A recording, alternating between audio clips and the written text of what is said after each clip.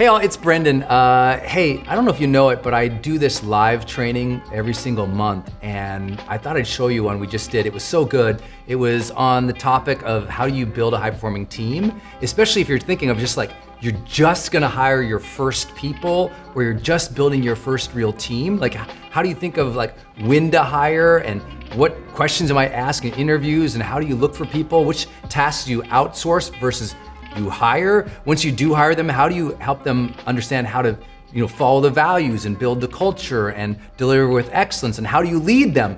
I did a full session on that, and I just thought we'd just give you some of that recordings as this week's episode here on YouTube, because it's just so friggin' good. If you love it and you ever wanna join us on these live trainings, I do it 2 hours every single month. It's called High Performance Monthly. There's a link down below in the description if you wanna join that for $1. You're welcome to jump in. So if you watch this and you think, hey, this is worth $1 as a free trial, hop in over at brendan.com/monthly. Click the link in the description to get going. But with that, I just thought you'd really enjoy this, especially for all those who are asking, Brendan, I love your book, High Performance Habits, but how do I build a high-performing team? This one is for you. So please enjoy this excerpt of High Performance Monthly.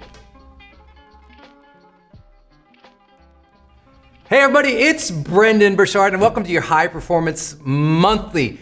We got a hot session today. We are gonna be talking about how do you build high performance teams. I know so many of you have been asking us, like, how do you hire a new employee? When do you hire? What's your philosophy around hiring? And how do you build an awesome team that helps you achieve your mission and your dreams as both your individual dreams, but also your team goals and your company goals? So we'll be talking about that today in High Performance Monthly. But first, a big shout out. I hope you enjoy this new format of me sitting. I might be freaking out a little bit on you because sitting for 2 hours is not my jam, but we got a ton of training for you here today. I've got 5 big ideas on this team idea that will really serve you. So first and foremost, if you've never been here before, give a shout out down below. Tell us where you're from. So I love to see our international community, because we often think that, when we're home and we're doing our personal development, we're kind of like in our own little world, but there's a whole lot of weirdos all around the world with us right here, and I want to see it down below so I can see you guys when you punch in down below where you're from. I've got Siam from Washington, D.C., Andrew from Australia.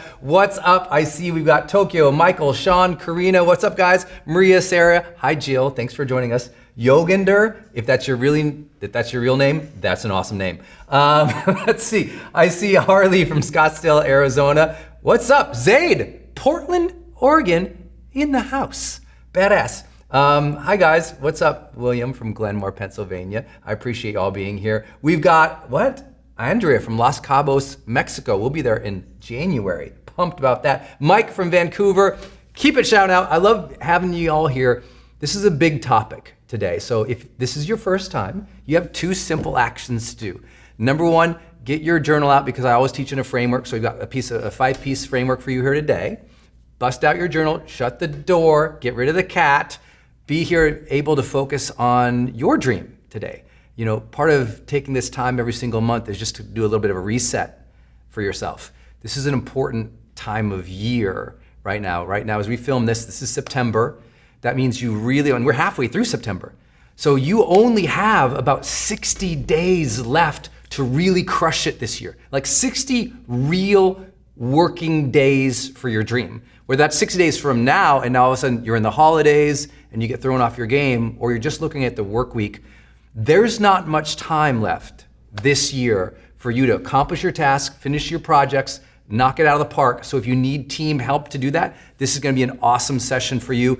So while you're busting out your journal, maybe you write down what are the major projects you have to finish in the next 60 days or by the end of this year. It's always a good touch point every time we do High Performance Monthly is to check in. Where am I? What projects am I still working on? Am I being my best? Am I bringing my best energy? Am I taking care of myself so I can be focused and driven and on? How is your performance doing this time of year? Every single time we're here, I want to make sure that you are paying attention to that. Check in on your own high performance. This is about living the high performance experience. So every time you bust out that journal, I just want you to always evaluate yourself. Where are you in your life? What are you trying to do? Are you close to finishing those tasks? And just reset. The second big thing, which you all know to do by now, is write in below in the chat roll your questions for me. Because what we'll be doing is at the end of this session today, I'll be doing Q&A with you. where, as always, we give all expense paid trips to those who ask questions, who I answer their questions. Sometimes we give away books. Sometimes we give wallets and chains and jewelry. Chains, do we give away chains? We should give away chains, like big gold ones, We got t-shirts, hoodies, books, signed books, workouts. We got a ton of stuff for you guys today to give out, so I'm pumped to be here. What I want you to do is post your questions down below so you get a chance to win some cool stuff at the very end. Bust out the journal, and here we go. We're gonna jump in really fast today because I've got a huge framework to share with you. And here's how I want to approach hiring with you first. First, I want to tell you is not to hire. Very first comment today is not to hire until you figure out a few things, okay? A few things. The first thing I want you to figure out is what is the business or the brand or the company you're really trying to build over the long term. And I know that sounds like, yeah, no doubt, Brendan, common sense. But many of you, you're entrepreneurs, you're stay-at-home, you're maybe a stay-at-home mom and you're working on building that side brand or that side hustle. You're out in the marketplace and maybe you're already doing something where you're kind of fully committed to it, but kind of not because you've got this other safe job over here. Maybe you're somebody who just started and you're not even sure what you're supposed to be doing yet. The wrong time to hire is when you don't know what you're supposed to be doing yet. You don't know the business model and you don't know where you want to be in 3, 4, 5 years. It's really important for you to get clarity before you hire. And I know that's so common sense, but it's not common practice. And a lot of people hire too soon. And then what happens is because they didn't know the business model or they didn't know what they really wanted, they got in a place where they had a lot of team or that first virtual employee, that first assistant, and they were all kind of running around like, what do we do? What are we here for? And you didn't even have clarity on your purpose or your mission or your ambition for the business. And that's not where you want to be. Because I think the most important thing is when you're going to hire and build a high-performing team is that you have commitment for your future. You have clarity. When you are hiring, you're not hiring because you have a side hustle. You're not hiring because you have a hobby. You're hiring because you have a clear mission. And your commitment to that is everything because you're going to ask people to come on your team who they're committing their life, they're committing their day, they're committing their mortgage payment, their rent payment to you. There's a responsibility in you hiring that you got to know what you're hiring for. And that is so critical. I see people do that all wrong all the time. Friends in Silicon Valley, they get a bunch of investment, they hire 10 people. They don't know what those 10 people are going to do. They didn't know the business model. They ran out of revenue and they had those people on for a year or two and then they ran out of cash and had to let them go. I don't want you to be in that position. So the right time to hire is always when first you've defined that mission, that goal, that business, that dream for that 3-5 year out plan. And then you know that you're fully committed and you're going to work it. And then you also really take joy in leading and managing people. Because the truth is you can outsource a lot of things and not have to deal with it. Or you say, listen, I'm going to make sure when I hire well. Okay, so these are some of the topics we're going to get into today about how to do all of that process with excellence, with real strategy and thinking through it. And I want to welcome those of you who are joining us just a little bit late on the livecast. I am live. It's 1:08 here in Pacific Standard Time in Portland, Oregon. We're going to bust out this 5-piece framework for you today on how to develop high-performing teams. But before we get to the teams, I'm going to give you the very first lesson point. And I want to write this down in the journal. And this is the critical thing before we ever think about team. And that is this. You need to develop the skills needed to win in your area of focus. What does that mean? It means, a lot of people want to hire because they want to hire things they don't want to do. They want to outsource things they don't want to do. They want to hire for things that they're not good at. And what I always tell people is, listen, before you even think about hiring, once you have whatever the dream is that you have, I want you to first identify what are the 5 critical skills that you need to develop and you need to master to excel in your career. Like your career specifically. If you're really going to excel in it, what do you need to get good at? Like what's necessary that is part of the ongoing sort of operations or the ongoing need of the business or the brand that you're going to have to do and get really good at. And a lot of people don't even have that list. So I literally want you to write down, if you're here with us in your journal, what are the 5 critical skills that you need to develop to win? Because if you don't know that yet, don't hire. If you don't know that yet, you're kind of just fishing about for excellence, and you're never going to be world class. And I had to learn this too, because in my industry, as I came in the thought leader industry, we call it, which is author, speaker, coach, seminar leader, life coach, business coach, or online trainer, or online thought leader, social media thought leader. In that culture, which we just call the thought leader industry, when I came into it, everything was outsourcing. Everyone says outsource, outsource, outsource. Don't need to do video, outsource it. Don't need to do audio, outsource it. Don't need to learn how to manage your stage career, outsource it. Everybody said outsource everything, but I was like, you know what? That's just not true.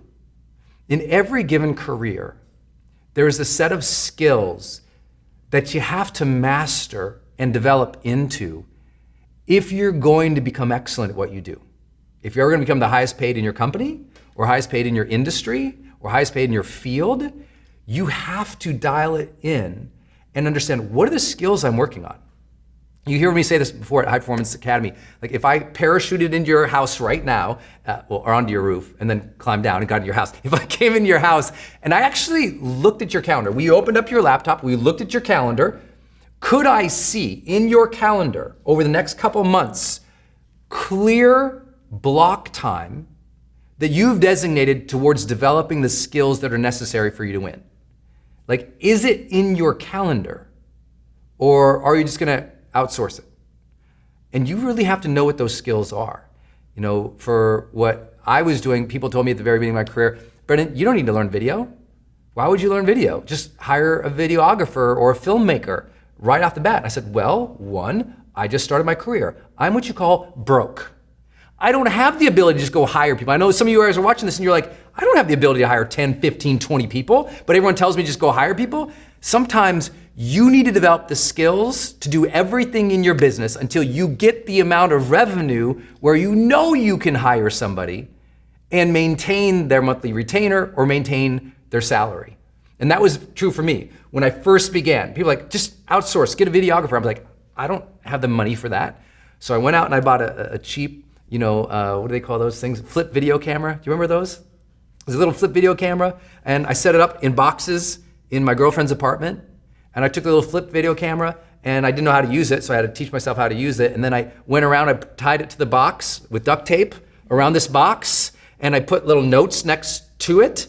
And I would have to get up and go press the record button, come back, and like, hi, I'm Brendan Burchard. And I was like freaked out. I didn't even know how to do what I was doing.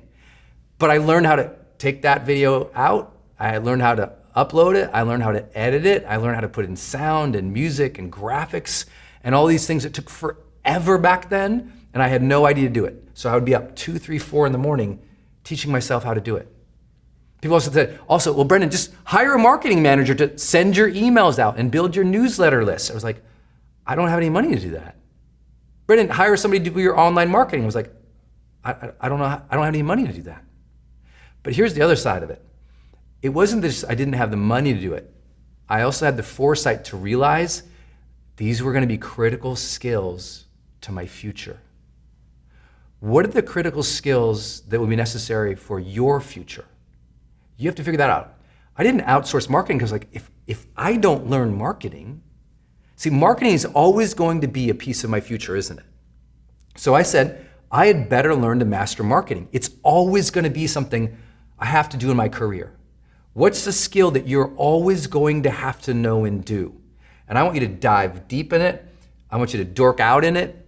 I want you to get excited about it. I would spend hours and hours and hours researching things, trying things, learning about things that I had no skill in. Because we live in a world that's telling this huge lie.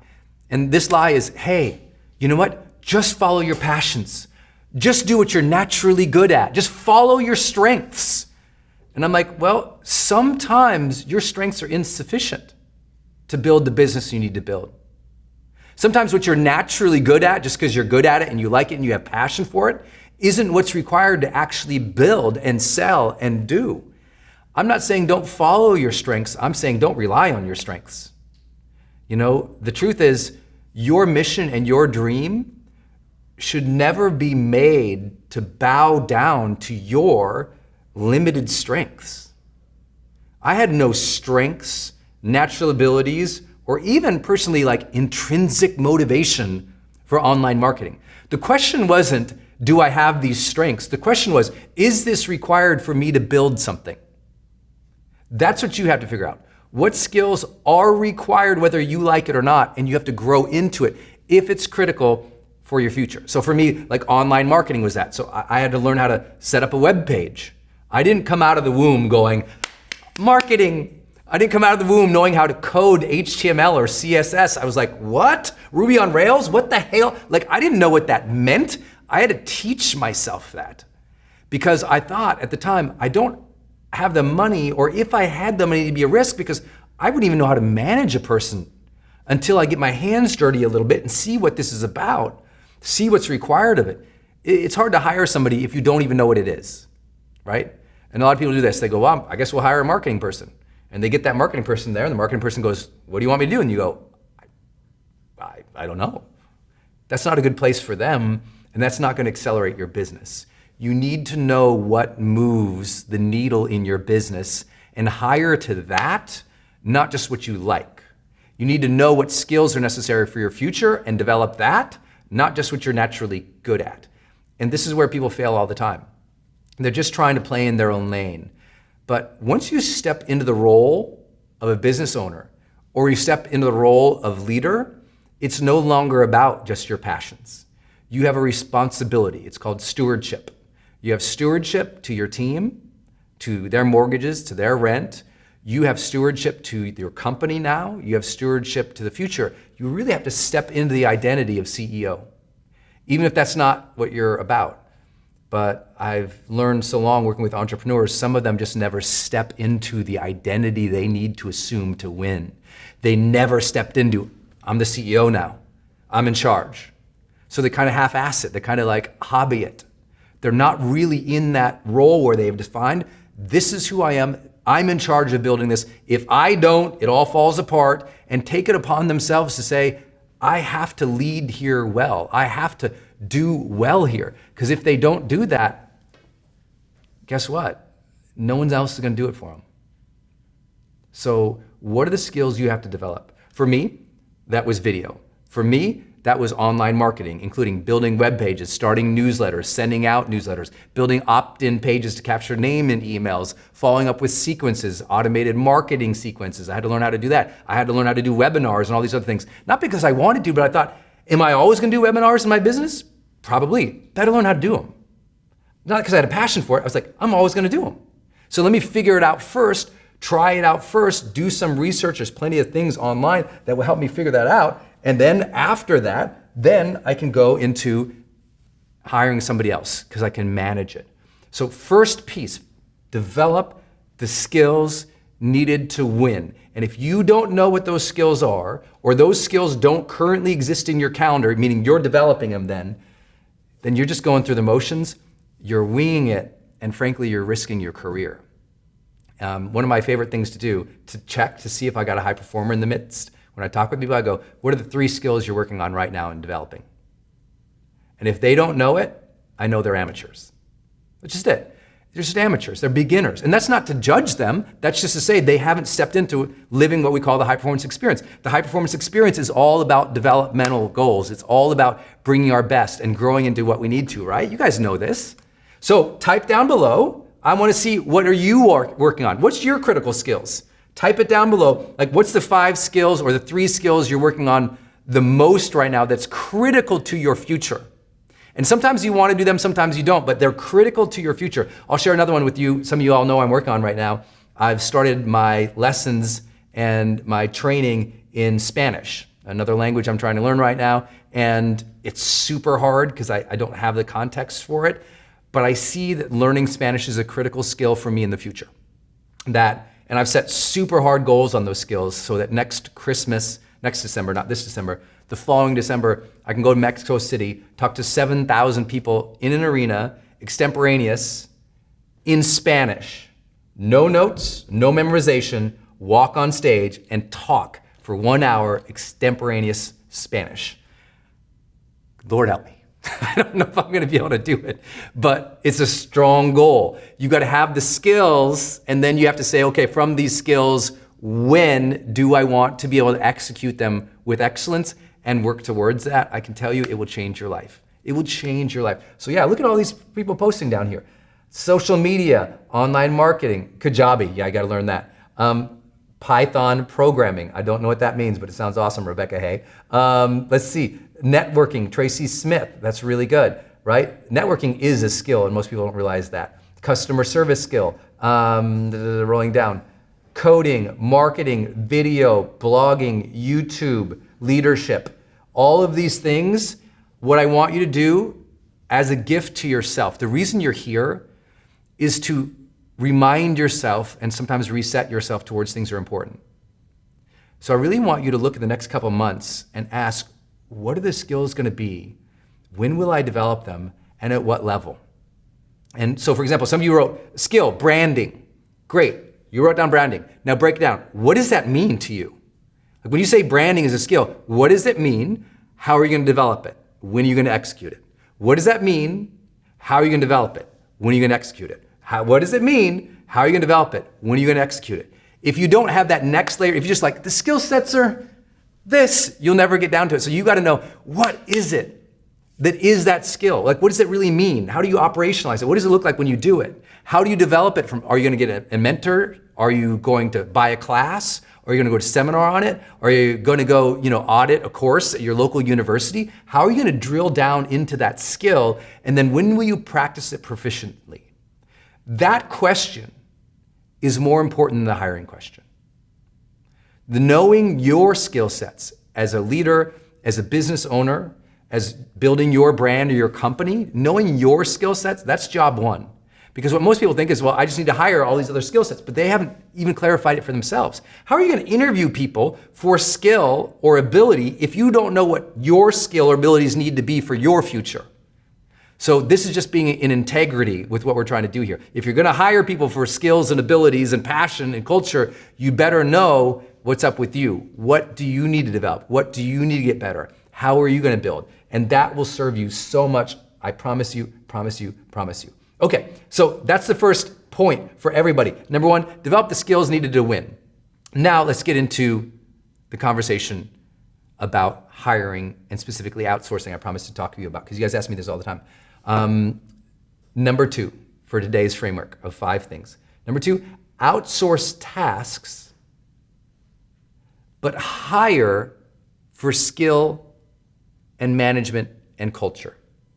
Okay, so outsource tasks, right? A lot of, when you're starting to build your brand, if you don't yet have a team, before you hire a team, I really encourage you to either hire one person and the two of you outsource a lot of the tasks so you learn what that looks like. Because if you haven't outsourced tasks before, you're gonna be a pretty crappy manager or leader, right? If you just go, I'm gonna hire a bunch of people and you get them on board, but you've never actually managed task assignment and task completion, it gets really hard. So what I tell most people, if you're just starting, which I know many of you were in your brands or businesses, or many of you are solopreneurs, and you asked me about this, and you said, Brendan, what if I'm just hiring my first 2 people? What would you do?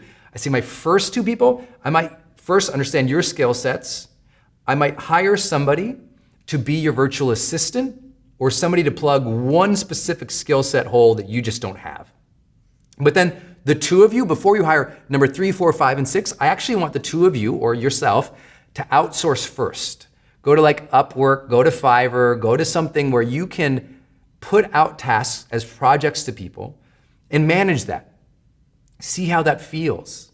See if you like that. See if you find yourself going, I don't really like working with other people. Some of you should never work with another human being. You're horrible. You should just know that about yourself and accept that about yourself. Step into that truth. If you don't want to lead or be around people, you know what? You'll find that out pretty soon as you start outsourcing. I really encourage you. In other words, I'm sort of imploring you, take baby steps. Baby steps into hiring. Just baby steps. It's like when you go to college and business school, they're just like, well, start with hiring your team and defining your culture and having a mission statement and values. And I'm like, that's even fast for most people. The worst thing someone can do is go hire 5 people and not even know if they know what their business is, what their skills should be, or if they like assigning, delegating, and following up on tasks. So first, outsource. And in general, most of the repetitive or simple tasks that you have in your business, you should look for ways to outsource that first before you hire it internally. Why? It's just straight up basics of math. It will always be cheaper to outsource to contractors and outsource to people who you have the ability to hire and fire immediately because they're work for hire, versus it's somebody who's on your payroll, who's a team member, who you have to give 3 warnings to before you let them go. And especially if you're just starting and you don't really know what the rhythm there is going to be for them to work with you, outsourcing is great. It helps you find your tempo. It helps you find what you really do as a business to outsource. So I'd love for you to just think about, and you haven't done this and you own your business or you lead a team, to sit down and go, okay, what are all the repetitive tasks that happen in my business? Like, I really want you to write down in your journal today, what are all the repetitive tasks that happen in my business? I want you to just go right down the line, right? Write down a whole list. What are all the repetitive tasks that happen in my business?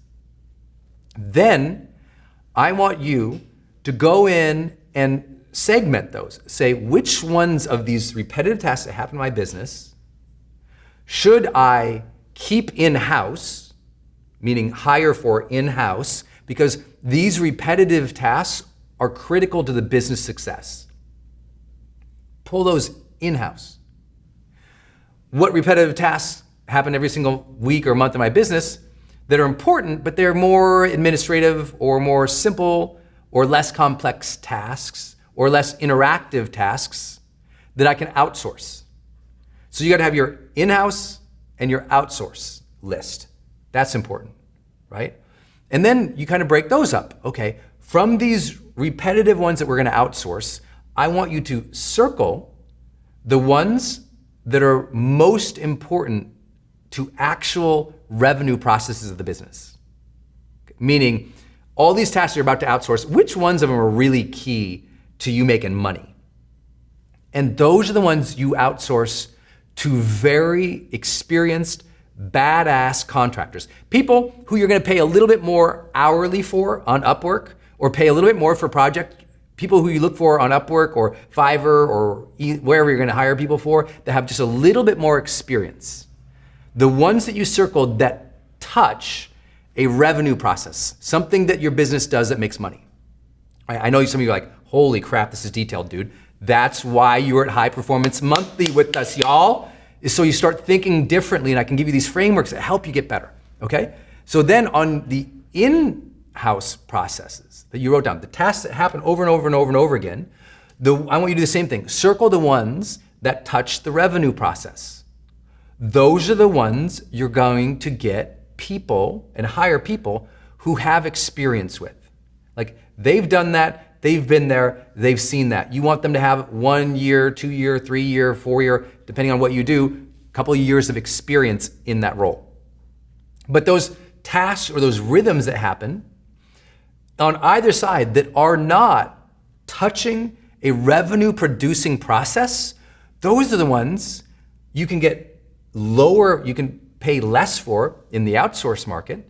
And those are the ones in-house that you can hire people with no experience right out of the bat. Just get them going. If they got the enthusiasm, the passion, they can answer some of the questions we'll tell you about. Those are great for those folks, and those folks are also at a different level of compensation for you.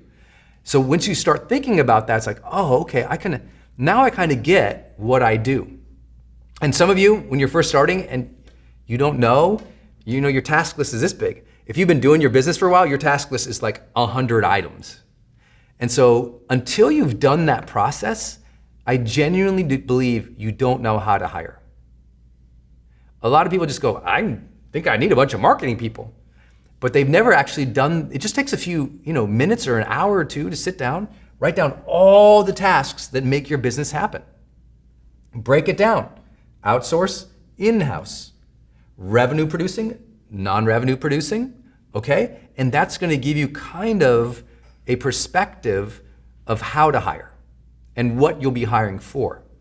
On top of that, then you're also gonna be, remember, hiring for management, which is after you're thinking, wow, I might have 2, 3, 4, 5 people, You're gonna need someone who's a project manager or an executive assistant or somebody who manages or leads a specific field or task set or activity set in your business. You wanna start thinking about that. When you're first building, your whole focus is finding people who can self-manage. It's everything. Like your first 20, 30, 40 people should all be self-managers. If they can't like manage themselves and manage their own to-do list or something like that, don't hire them. You'll hate yourself.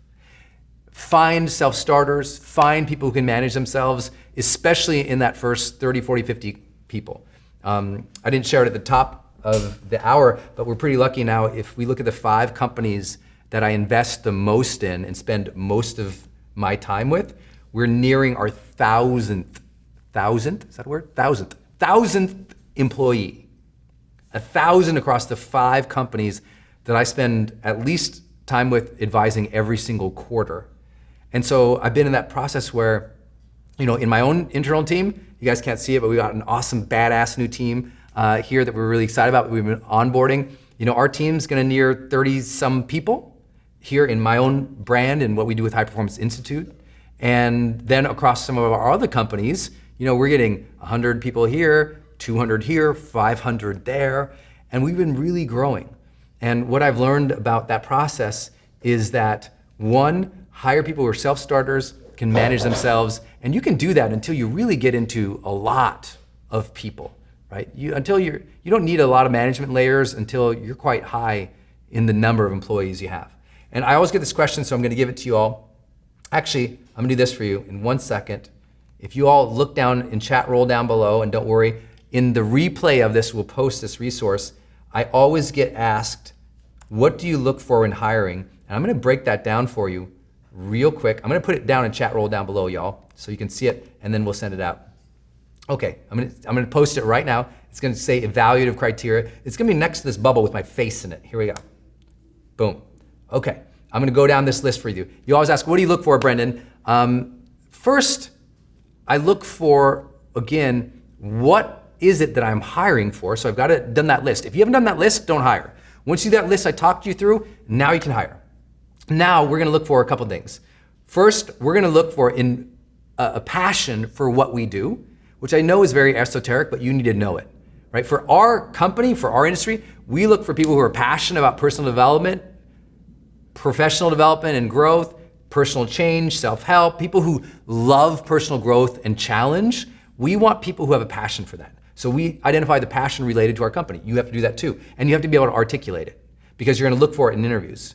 Then for us, because we're still a startup, we're under 40 some people, right? Our goal is we look for the ability or the history to deal with unknowns and to get stuff done. Meaning people who are adaptable, flexible, who can come in and kind of figure things out and get things done. They have an experience of either starting new things or being on projects where it was not super well defined. The company they worked for or the teams they worked with were fairly flat and self-managed. Just people who can kind of come in and figure things out and get things done. Third, we're looking for people who have ownership to any failures or struggles. One of my favorite questions to ask people when I'm interviewing one-on-one is a question like, tell me about a time when you were working on a project that you really loved and it completely fell apart. Or a project that was really important and it didn't turn out well. How did you handle it? Tell me about that. And if they describe that and all they do is talk about how everybody else screwed up and they were the savior, and then they're probably not the right person. I look for people who go, you know what? This was a project we were working on. It didn't go so well. And I want them to be able to see I want them to go, I'm bummed that didn't turn out. If someone can describe a train wreck with no emotion to it, don't hire them.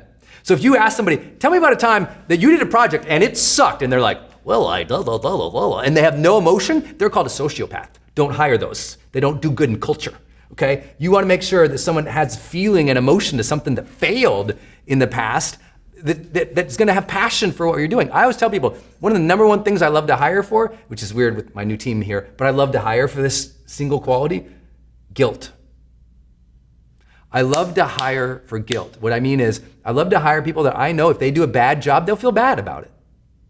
We look for that. We ask for that. It's like, describe a time when it didn't go well. And if they describe it without feeling like, bam, bummed that didn't go well, that's not a person. The people I want to surround myself with, all high performers I know, they have an identity and a need inside. They have necessity for whatever they're contributing to. They want to contribute to it with excellence. They want to do a great job. They want to see it be like awesome. And when it's not awesome, they're like, ugh, and they go home and they feel bad they didn't make it awesome.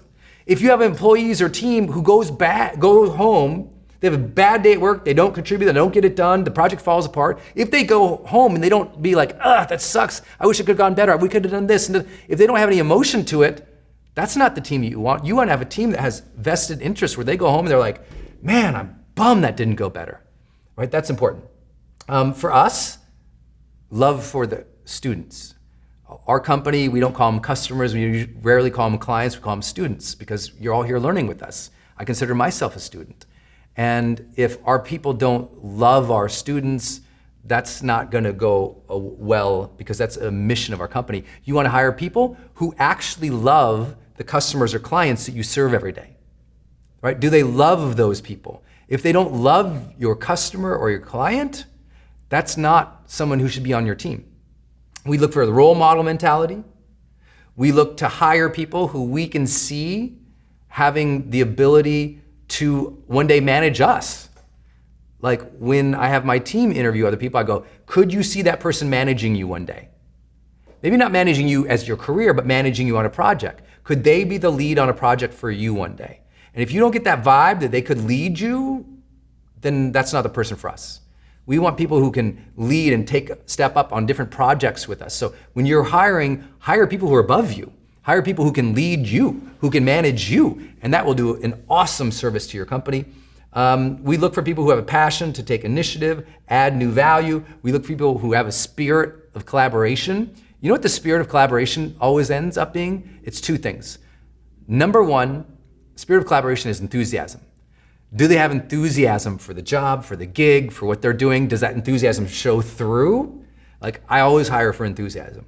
But then two, collaboration requires openness. It requires openness to new ideas, to new people.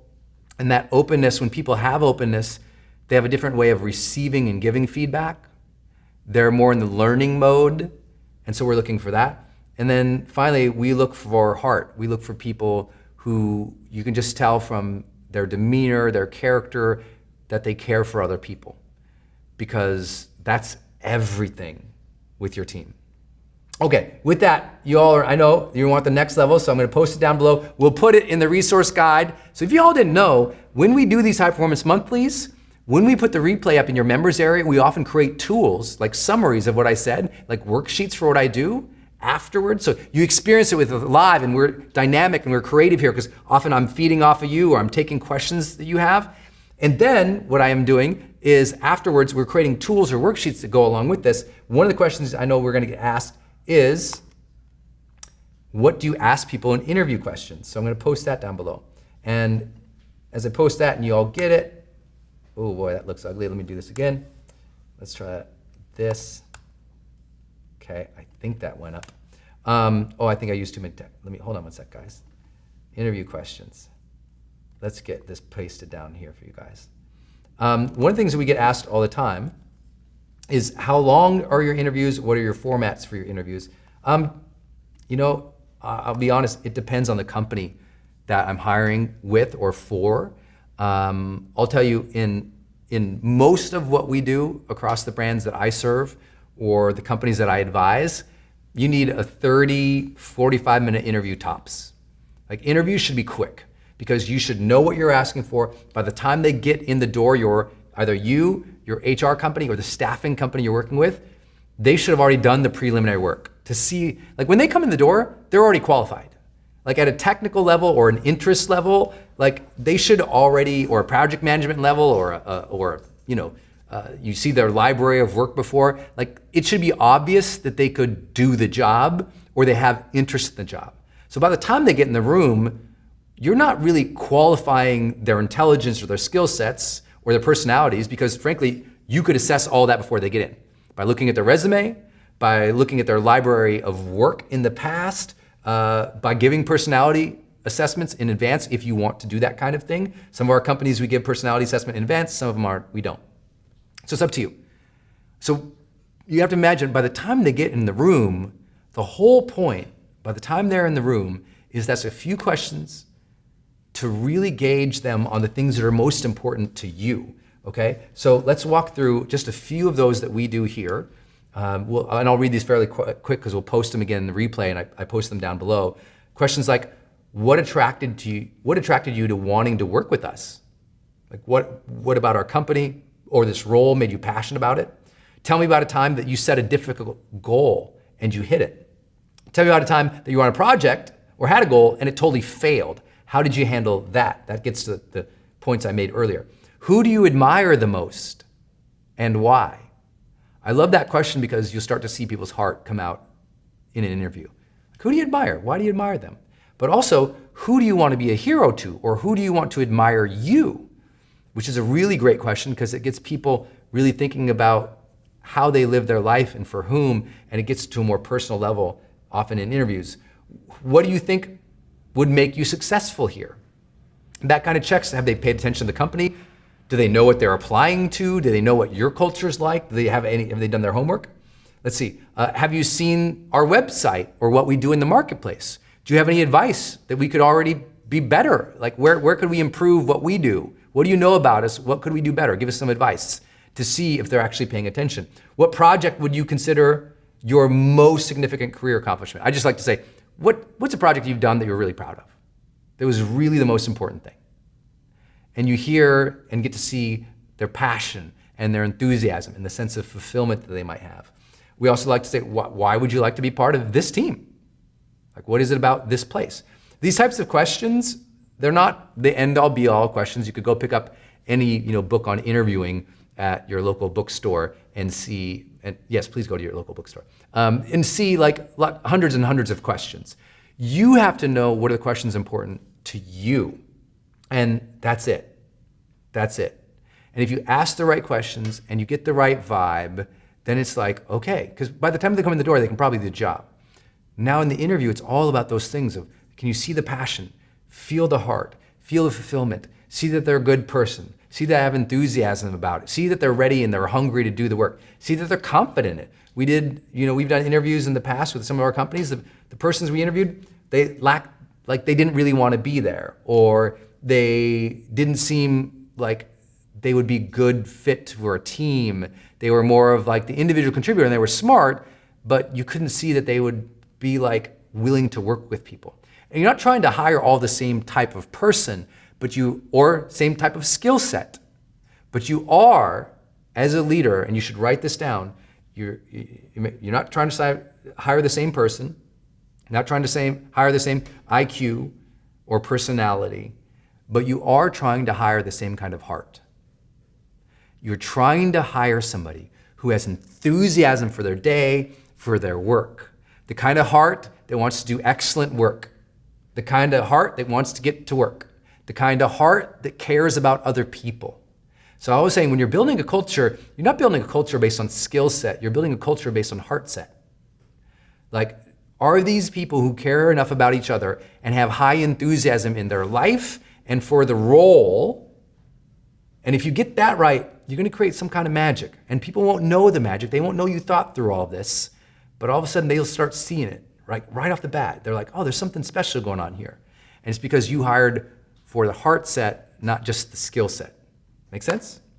Okay, make sure, I know I'm going fast, y'all, but I'm trying to do a lot with you today. So make sure you do yourself a favor, and down below, post your questions, because my team's starting to collect those right now. They'll be collecting them throughout this time, and they're gonna send them to me so I can get to your questions. So if you didn't know how this worked, type in a bunch of question marks, then type in your question. With that, I wanna give a big shout out to Nicole, Jolanta, Neil, Jean, Nate, Kate, Angela, Vince, Zaid, Carrie, all just for being here today. You guys rock. I appreciate everyone chiming in and being here live. You all kick ass. Let's move on to our third big point today. Before you hire, or as part of your hiring or onboarding process, because now let's just assume that you decided to hire and now you're gonna bring people on, or before that, I want you to do step number three is name your values as things we do. Write that down. Name your values as things we do. What does that mean?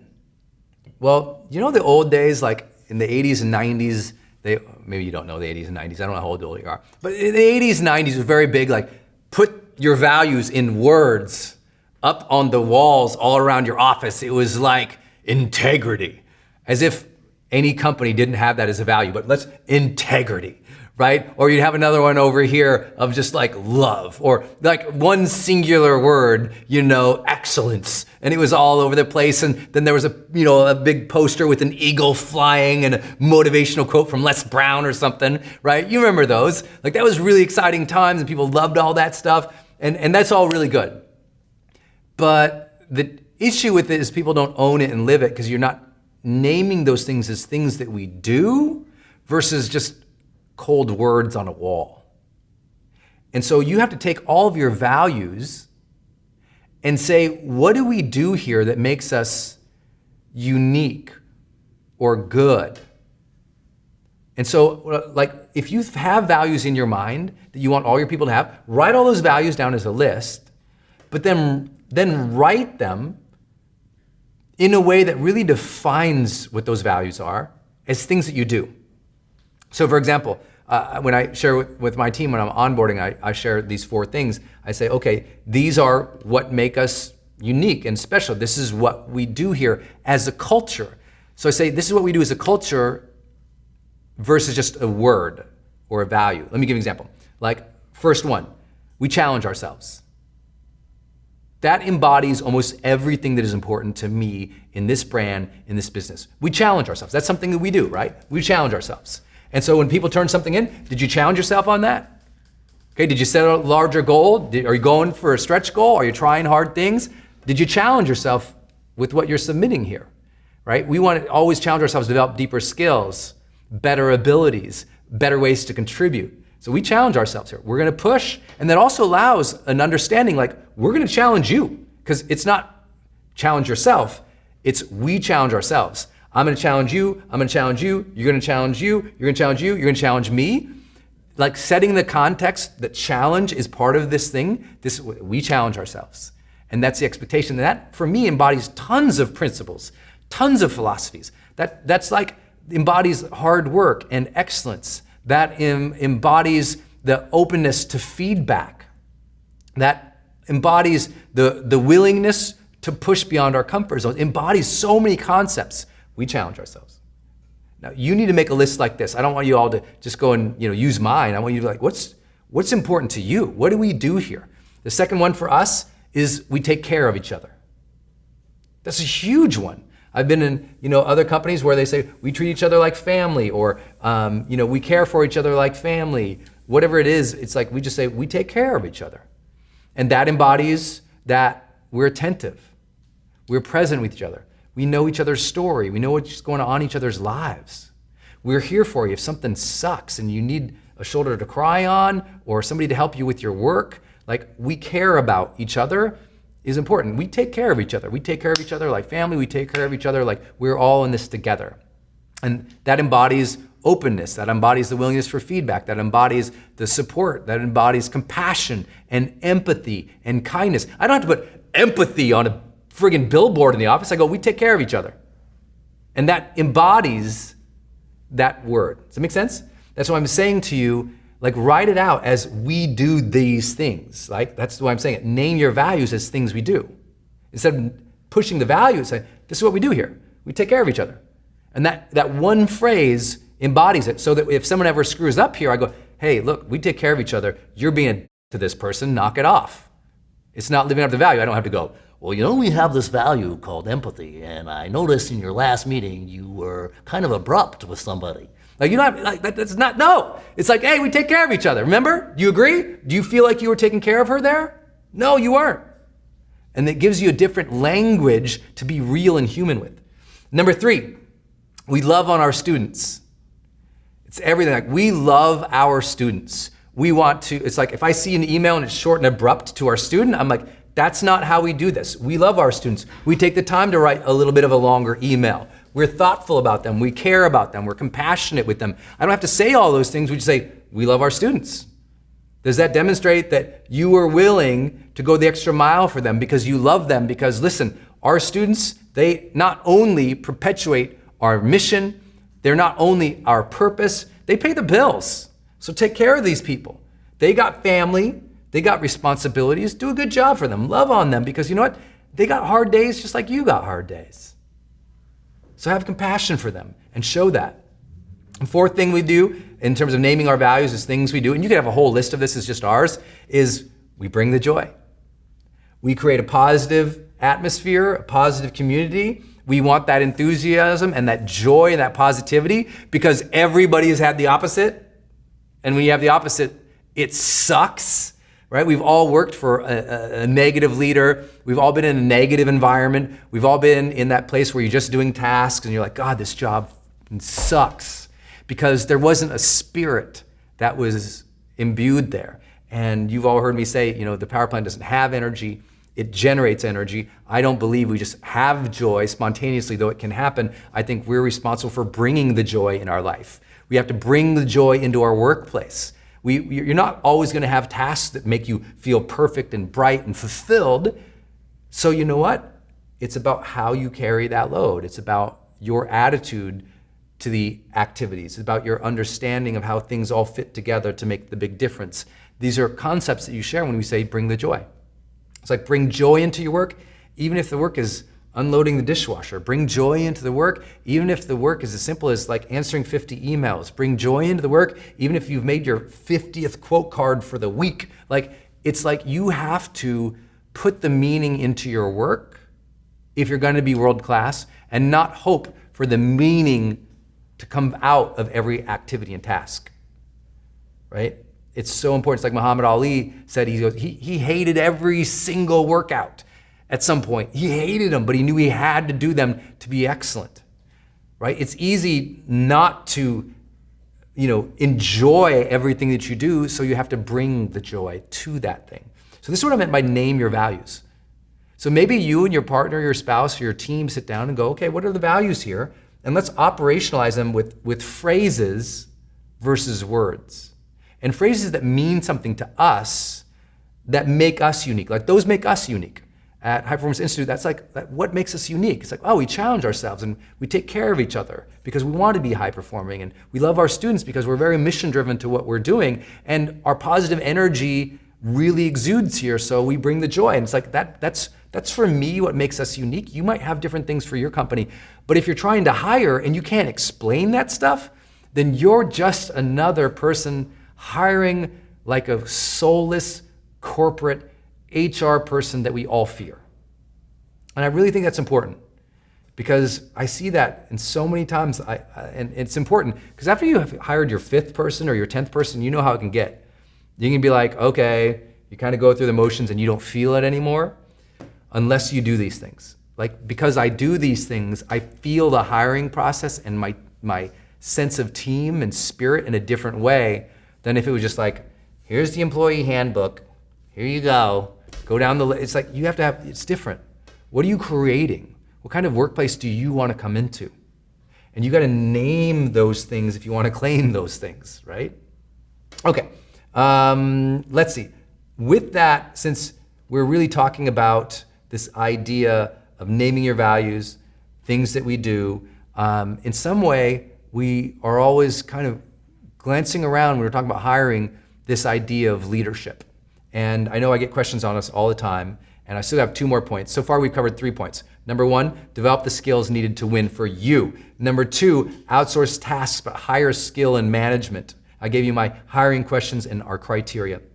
Number 3, name your values as things you want to do as a team and a culture, and as you as a leader. We still got 2 more to go, but before we do that, I want to take a quick break here with you in a sense of answering a question I always get. Like, when we're talking about hiring, people ask, well, how do you think about leadership, Brendan? Like, what do great leaders do? Now that you've hired these people or that you're hiring, what's a great leader actually do for their team? So I'm gonna roll, we have a great video from our training archives for you on this, on how I approach leadership and what's important to me in it. And you wanna take notes on these ones too, because once you have these people, now you gotta do these things I talk about in this leadership training video. And I'm also gonna come back and teach you 2 more ideas and then do Q&A. So we've got a lot to go with that. Make sure, as you're watching this video or taking notes, you post some question marks down below. Ask us your question, because when we come back, I'll do a speed session of Q&A, do a giveaway of some swag and some cool things, and then we'll get to these last 2 pieces of our 5-part framework today on hiring and running a world-class team. This video is gonna help you a lot with that. So with that, Jess, roll it. People always ask me, Brendan, what do leaders actually do? You know, maybe you're leading a team, or you're in charge of a large organization, or you're just trying to even lead your own life. I mean, what is it that leaders actually do? Many of you know this was my graduate school work. In 2001, I wrote a book called The Student Leadership Guide, and I never had any clue that thing would blow up the way that it has. And this framework for leadership, it's called E6, is from that book, and it's been used at, I think, 40 of the top 100 schools in the world. Major corporations from around the world, major associations have called me in to speak on this topic, because it's a great framework for leadership. It answers that question. What are the major practices of leadership that we must enact on a continual basis to be able to have the amount of influence and impact we desire in our work lives, or in any role in which we're leading other people? So let's get right into it. The first E of these 6 E's is envision. Great leaders envision a compelling and different and vibrant future than what is here. They have an alternative, clear view of what the world could be like tomorrow than it is today, right? They have a shared purpose. They believe that they and others would be compelled by, interested in, inspired by, and want to work towards. And that's a big deal. And you always read about it in leadership, right? You have to have vision. I mean, it's biblical. Where there is no vision, people perish, right? We know the power of having that vision. So you have to sit down, though, and actually do it. The reason we say envision versus just have a vision is you have to sit, it's a practice of envisioning, what should tomorrow look like for my team? What should tomorrow be like for my business, for my organization? What should tomorrow be like for my life? And not just tomorrow, a long-term mindset and view. The dream, right? That magnificent obsession, that bold desire, the moonshot goals and purposes and missions of life, the bigger picture. That's envisioning a different reality in the future than we experience today. And that's what everybody gets excited about in leadership. Where there's no vision, there's no leadership. Where there's no vision, people perish. So you have to envision. And I say that these are 6 practices of leadership and not 6 steps, because it's not like you do envisioning once and then you move on in the process. We always have to continually sit down and envision, where are we? Where can we be going? It's an active process. If you set a vision one time and you forget about it, it's not gonna help you accomplish the influence or the impact you want in your lifetime or in those that you lead. The second E here is enlist. As you're developing this vision, it's not just your vision, you're enlisting other people to share their voices, their perspectives, their dreams, their desires for where you could be going. You know, I think that the most important leadership lesson in the world is that people support what they create. If people are involved in the ideation of a vision, they're involved in creating ideas, of brainstorming, of figuring out what is it we are about, what do we stand for, where are we going. Great leaders enlist that from other people. They're constantly asking people what they think, how they feel, what things they desire and need.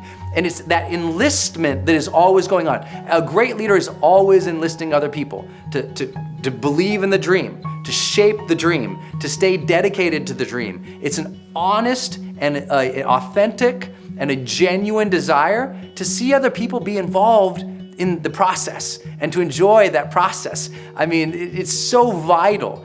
And that methodology of what, you know, how do you get people involved in that? You're asking questions. You're paying attention to their needs. You're reflecting back to things that you're hearing. You're always enlisting others to support and to build this vision, this ideal future together. And the third thing that great leaders are always doing is embodying their message. They stand for something. There's a congruence between who they are, the behaviors that they're enacting into the world, how they treat people, what they're working towards, and what they say is important, right? It's just basic line, it's integrity.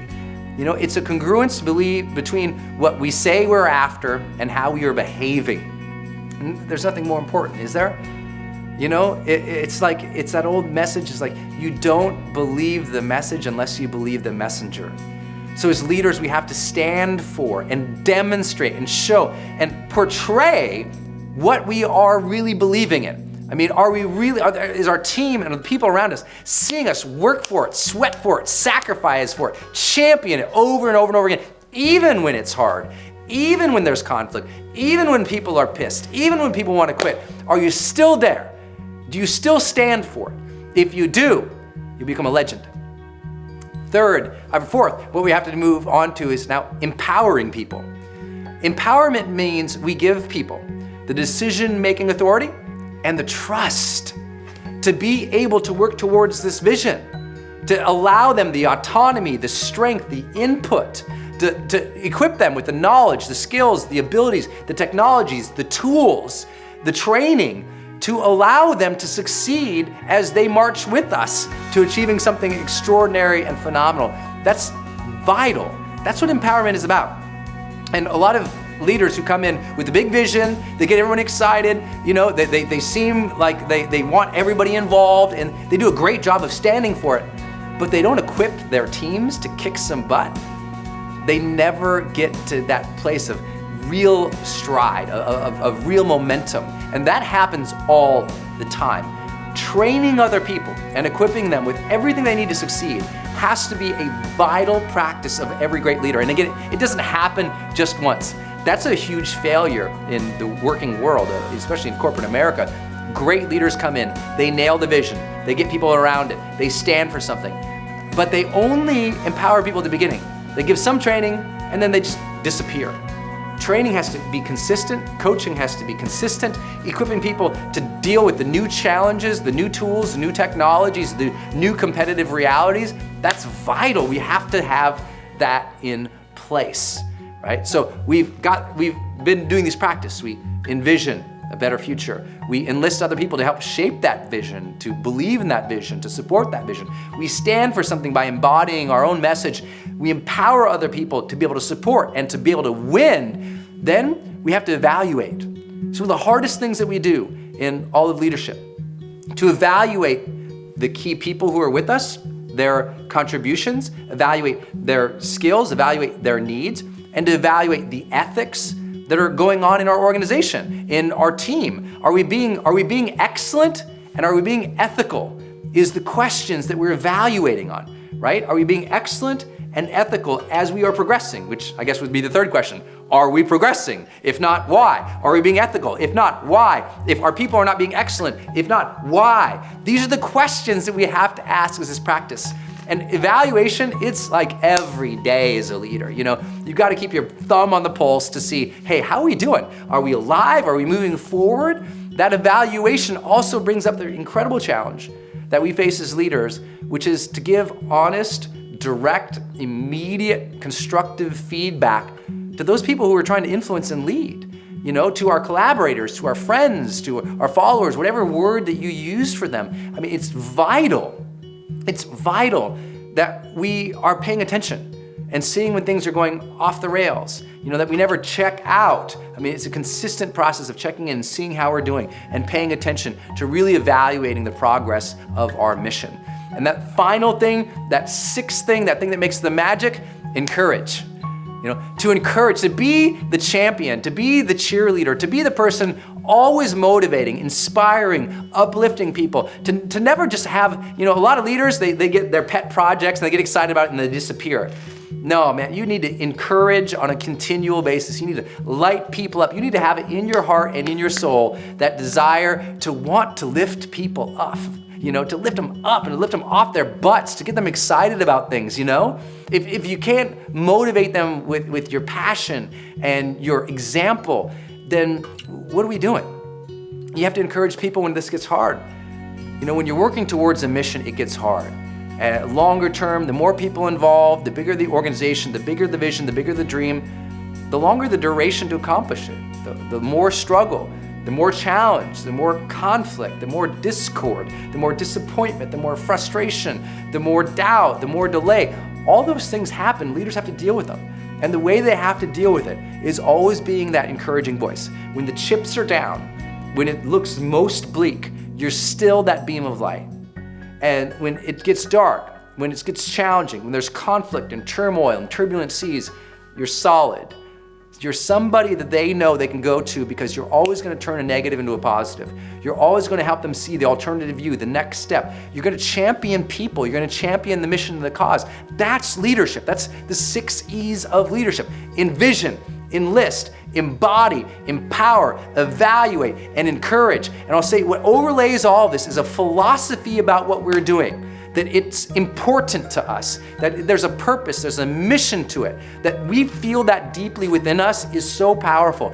And we honor, we respect, and we love those we work with. Last thought, I never use the word, I try to, maybe I use it in this video a little bit to give us context, but I try never to use the word follower. People aren't following you, they're actively engaged. They are collaborators.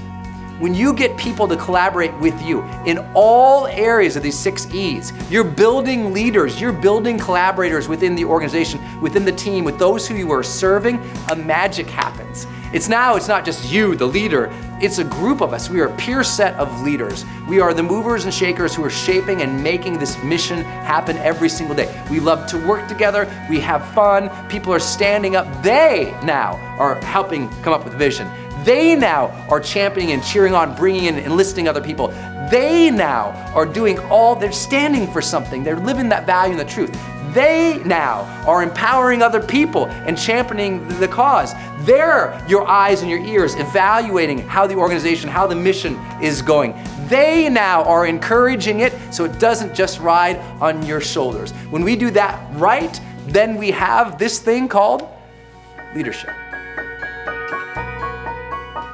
All right, everybody, I hope you enjoyed that look at what I think you have to do when now you've got a team and you're trying to lead them well. Because if you don't empower them well, you don't evaluate them well, it's not gonna go so well. So I think these are some basics. I'm gonna give a big shout out to Brenda, Trip, Shirag, Sherry, I see you in here. Craig, what's up? I love having you here. Laura, Nicole, Farouk, Vince in the house. Hey, Heather, love having you guys back every single month.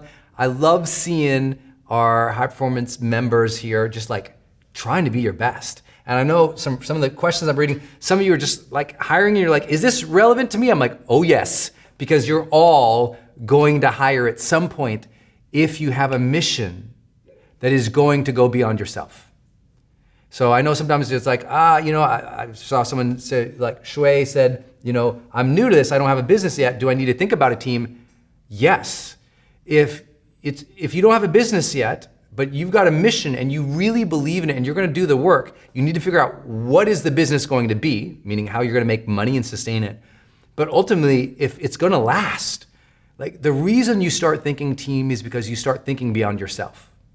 You start thinking about how far and wide do you want your product or services or your mission to really go. And look, if you don't care how far it really goes and you kind of just wanna do your own thing, that's okay too. I basically did my own thing for about 6 or 7 years of my career, where I had 1 or 2 outsourced contract team members who helped do a lot of work, but I didn't think about it in terms of team or culture or bigger vision. But once you want to start serving your students with more excellence or reaching more clients worldwide or having more products and services that you sell so you can scale your business, you got to start thinking about team. Let's see, Carrie Bullock asks, how do you motivate and influence a team of independent contractors? Carrie, the most important thing, I would say 2 things.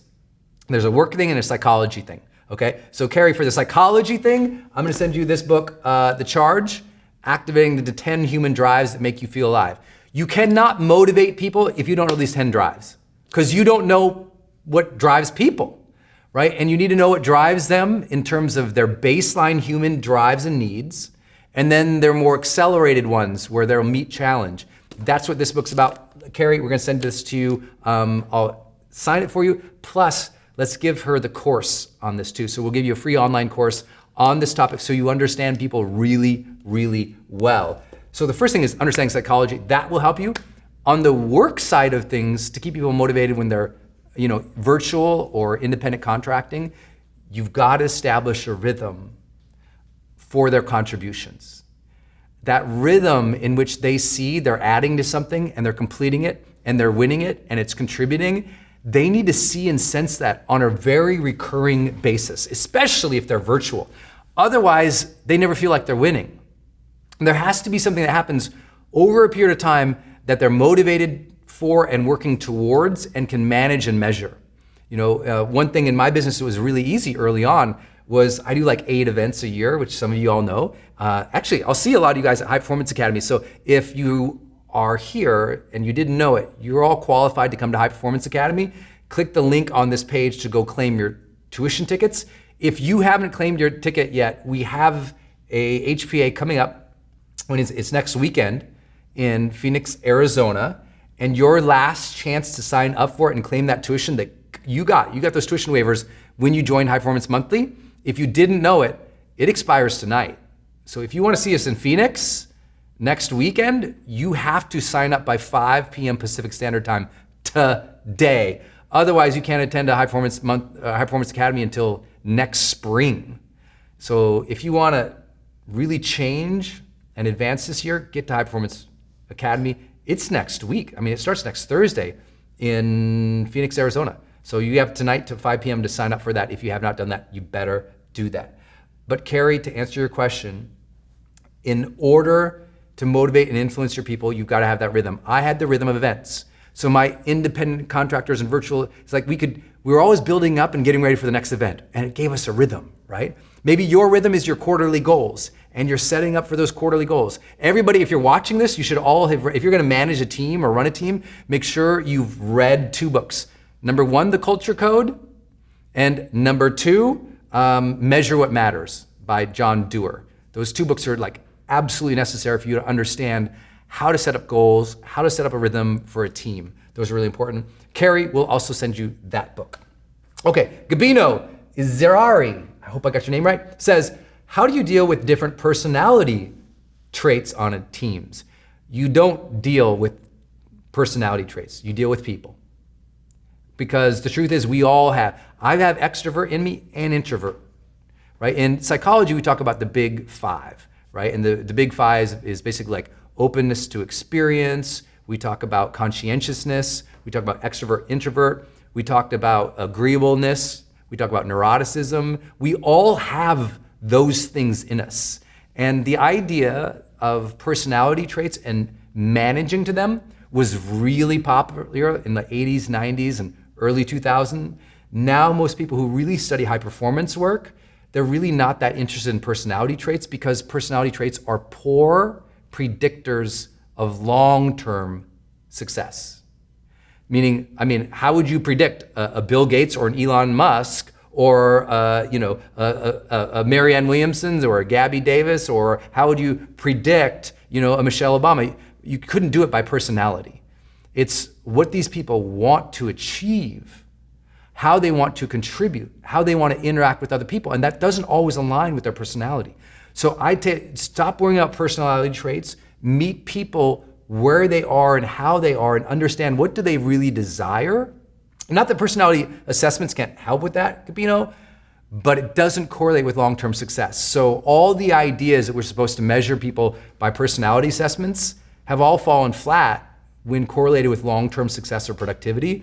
And so those who really appreciate that reality of science then have to ask, what's a better way to do it? And the better way to do it is make sure everybody on the team gets what we are about and what we are working towards. And when they are not meeting that, their personalities conflict over here, right? Their styles conflict over here. The job is to say, listen, this conflict that's happening over here is compromising who we said we are and where we said we are going. You are breaking your word. You said that this mission, that what we're trying to build here is what we want. Is that true? Okay, well then your style or your personality or how you guys are conflicting, it needs to change or it needs to adapt because this is where we're going and this is who we are.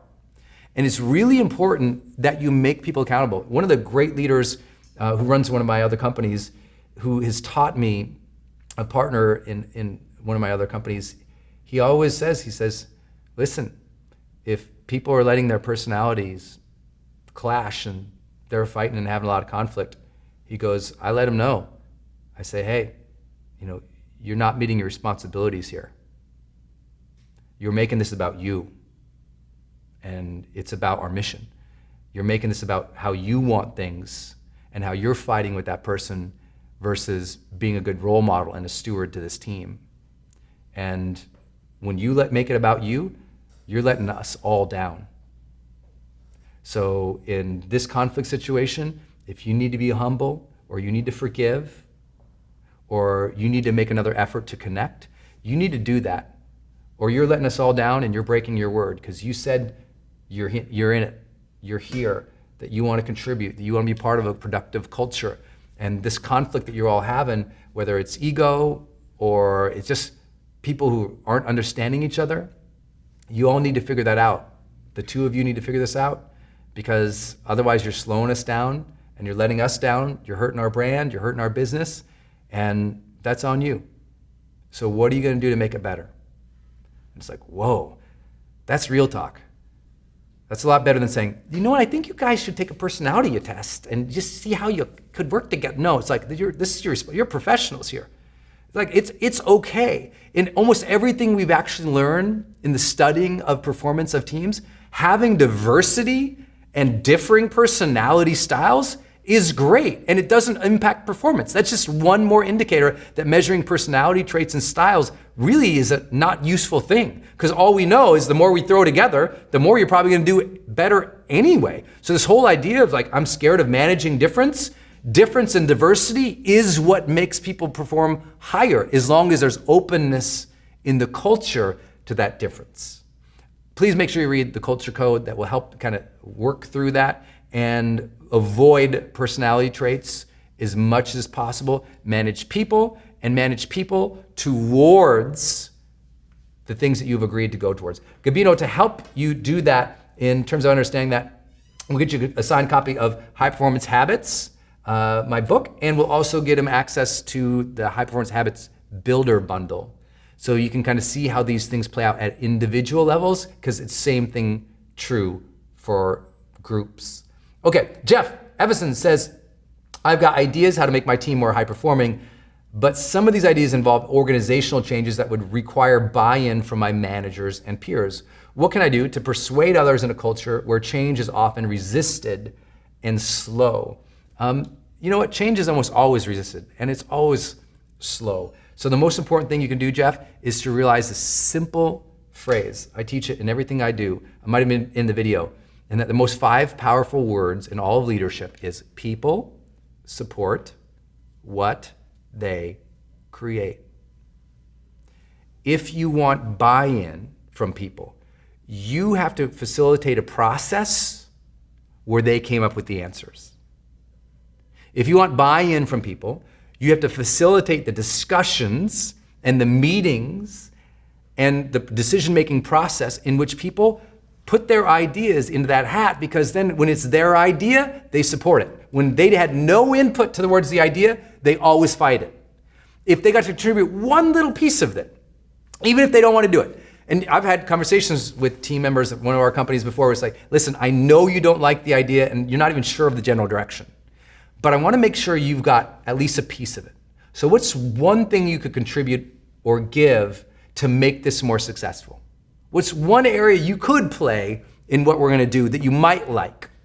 And just get their foot in the door of doing something or contributing something or agreeing to something. Because when people have skin in the game, which is their ideas, or they can see their future towards it, when they have that kind of skin in the game, they get excited about it and they support it.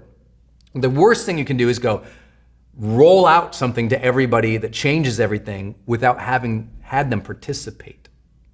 Right? Participation gets buy-in. Got it? Participation gets the buy-in. Jeff, to help you understand how you might do that even at other levels, we have a badass course called the Persuasion course. And I think it's like a $100 or $300 online course. Jeff Evison, I hope I'm saying your name right, my man, will get you free access to that course if you don't have it already. Andrea sold that, says, how do you ensure that a new team member is quickly integrated into the high-performing team? Andrea, two things. Number one, you make sure you understand where that new team member is going to play, and you assign a lead in your company to mentor that person. You make sure, first and foremost, if it's your team, you sit them down, you talk through some of the things that I've covered so far already about what is it that we do here? What are we trying to create here? That you make sure that that person is really clear about kind of like what they're going to be doing on a weekly or a monthly or a quarterly rhythm. Like a rhythm is everything, which we'll talk about. And that they have somebody who's kind of their peer or their guide or their lead over their first 60 to 90 days at the company. It's huge, huge, huge, especially if they're not starting with a group. I tend to like to hire in groups, and I highly, highly recommend that. If you're gonna hire another 5 people, don't hire one in September, one in October, one in November. Be like, okay, I guess if that means hiring people earlier, you hire them earlier, a little later, a little later. But if you can hire in groups, then you create culture. If you're always hiring one-offs, it's harder to do that. So first, hire in groups. If you can't hire in group, hire that lead, make sure that they are very clear on their rhythm, and that will help Andrea Soldat to assist you with how to think through that process. I wanna make sure that we get you also this book called The Culture Code. It's probably the book I've given out the most in talks of hiring and conversation in the last couple months. Okay, let's see. Laura Pachatino, when someone wants to become a coach or a writer, someone in the thought industry, what's some things that they should consider when it comes to deciding whether to be a solopreneur or build a bigger team? Let's see, I think I kind of covered that. I'm gonna skip that, Laura. I think I covered it at the top of the hour, so watch the recordings if you haven't seen it. Let's see. I love this one. Shirag says, when building a team, what are the strategies for influencing them to work towards a common vision? Number one, if you are just establishing the team, remember, people support what they create, so get their ideation involved in that. But two, make sure that team on a weekly or monthly basis is revisiting that vision and talking about, have them like facilitate a process where they talk about how their contributions or what they created serve that vision, serve that mission. So that can be as simple as, hey, share with me what you did this last month, but make sure you talk about how does that help, like in our company, our mission is to change lives. So it's like, okay, how did what you do translate into changing lives? Talk about that. And just get people talking about it way more often, man. Like that's a big piece about it, is that most people are doing like status updates, but they're not talking about how their work directly touches the vision. And if you can get them seeing that and having that conversation more often, they'll naturally start supporting it because people support what they talk about a lot, right? So you wanna get them talking about it. I would also say that you've gotta have some kind of measurement system in place, whether it's quarterly goals or weekly or monthly rhythms, whatever it is, where they're maintaining some type of momentum, right? Everyone loses touch of the vision when there's not momentum in the company, when there's not momentum in their role. You could have the greatest, heartfelt, caring, awesome situation in terms of a vision or a mission in the world. But if no one senses they're moving towards it, there's nothing you can do to get them to love it more. So you as a leader have to make sure people are moving towards it and they're getting recognized and appreciated for it. Otherwise, I mean, it could be, a mission of saving babies and they'll get bored with the vision. Even though it's a beautiful thing, but if they're not actually doing any work that's contributing to it, they're out. Okay, with that, I know I've got some more things to teach. I'll come back and give some things. Shirag, I think he's already got it, but if he doesn't already have it, let's give him the master's program. High Performance Master's Program is a $1,000 online course. Shirag, just for being here all the time, but he's here all the time. He probably already has it. He's such a baller. We appreciate every one of you who's here every single month doing the hard work to ask the difficult questions, to work on yourself. The fact that you take 2 hours out of your month to work on yourself, to build a better high-performing team, to live the high-performance experience, man, that just says you're awesome. And I love having you guys here. I appreciate you. Okay, so let's jump back in to these 5 things I promised to share with you today. Number 1, I said you got to develop the skills needed to win. You got to clarify those. I gave you some ideas for how to do that. Number 2, outsource tasks, but hire skill and management and culture. Number 3, name your values. And we talked about what that meant as things that you do, as well as leadership principles. Number 4, this is important. It's the hardest thing. It's the most important thing. Number 4, instill the role model mentality. You have to instill the role model mentality in a team if they're ever going to be high performing. And here's a couple ways that you do it.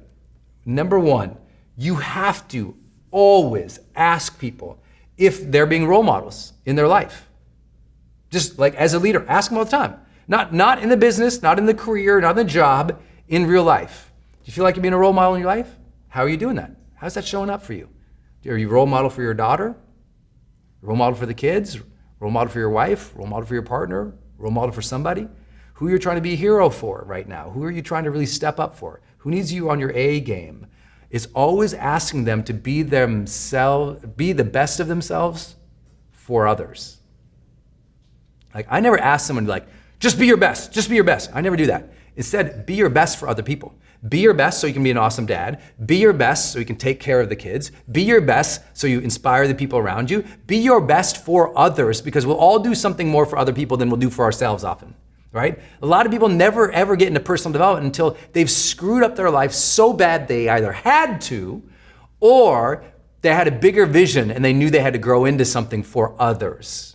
Like I would probably be a worthless human being if I didn't want to serve other people. Because in that desire to serve other people, I had to grow into a better man. And that's kind of how it goes, is like who you are today, and this is hard for people to hear sometimes, but you're at High Performance Monthly, so you guys have all granted me permission to challenge a little bit. Who you are today is a direct reflection of the level you've wanted to serve at in your life.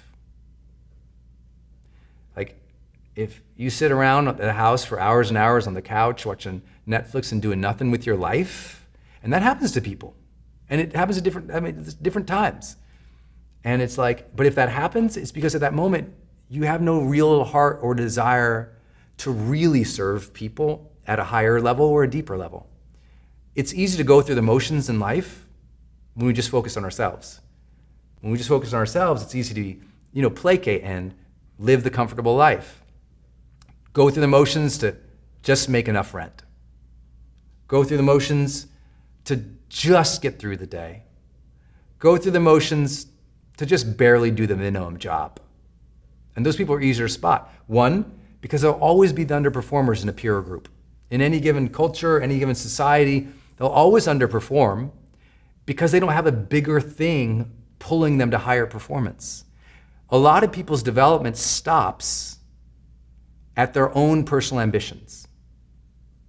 But a lot of people's personal development really advances when they go into the service mindset, when they start thinking about servant leadership, when they start caring about other people.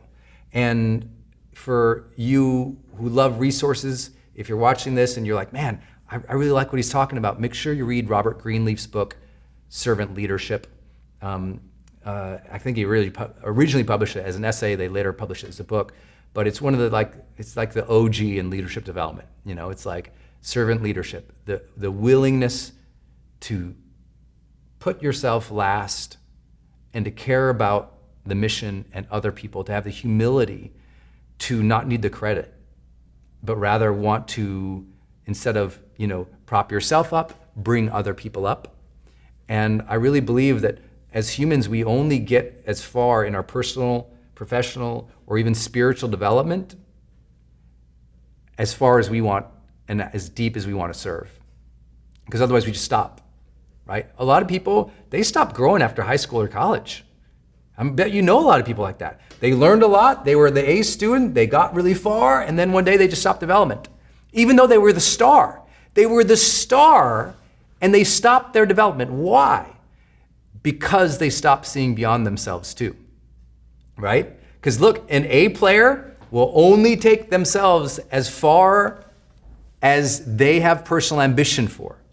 And until they have ambition to lead a team or get better, they won't develop. This happens in all sports. I mean, watch any sport legend talk about their career, right? Watch Kobe Bryant, star player, start talking about when he had to focus on team and how that changed his mindset and made him better. Watch Michael Jordan talk about the same thing. But then watch any community organizer, great political leader, any great business titan.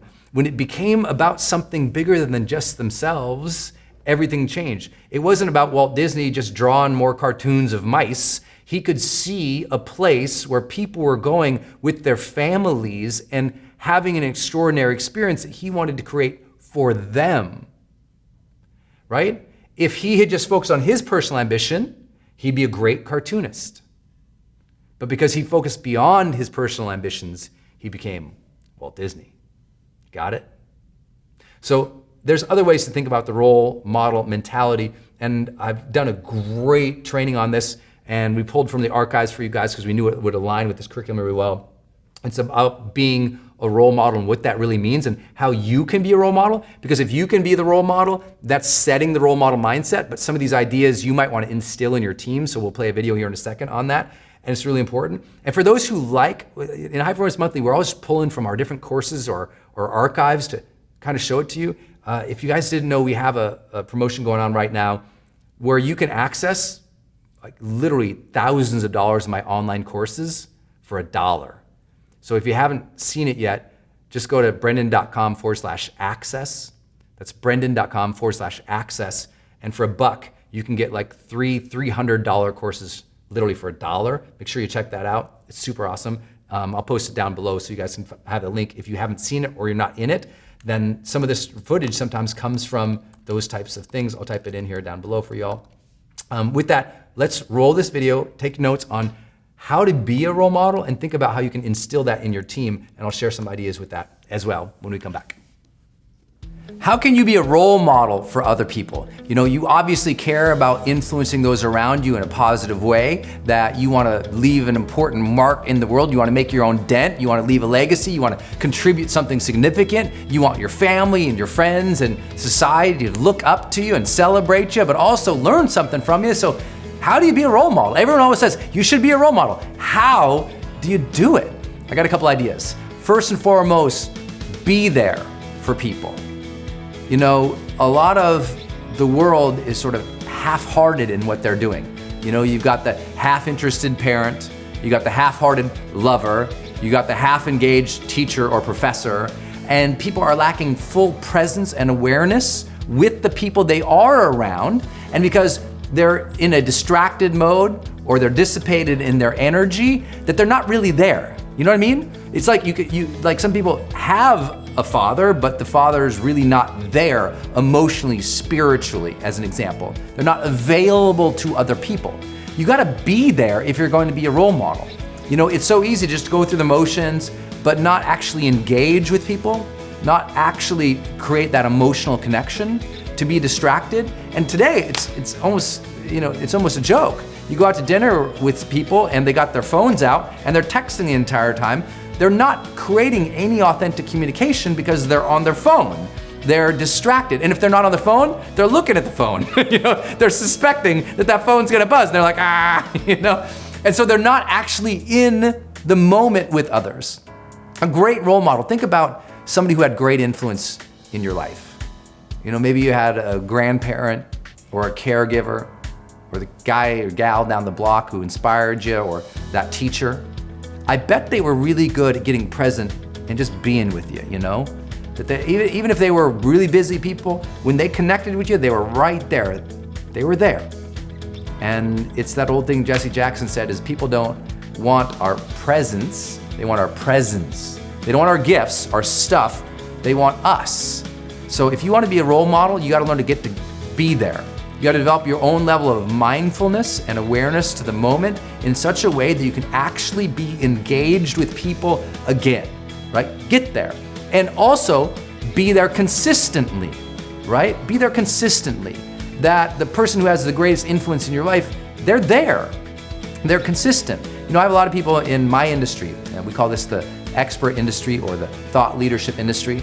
The bloggers, the YouTubers, the content creators. There's a lot of people come in and say, I want to make a difference like you did. I want your views. I want your followership. I want your fans.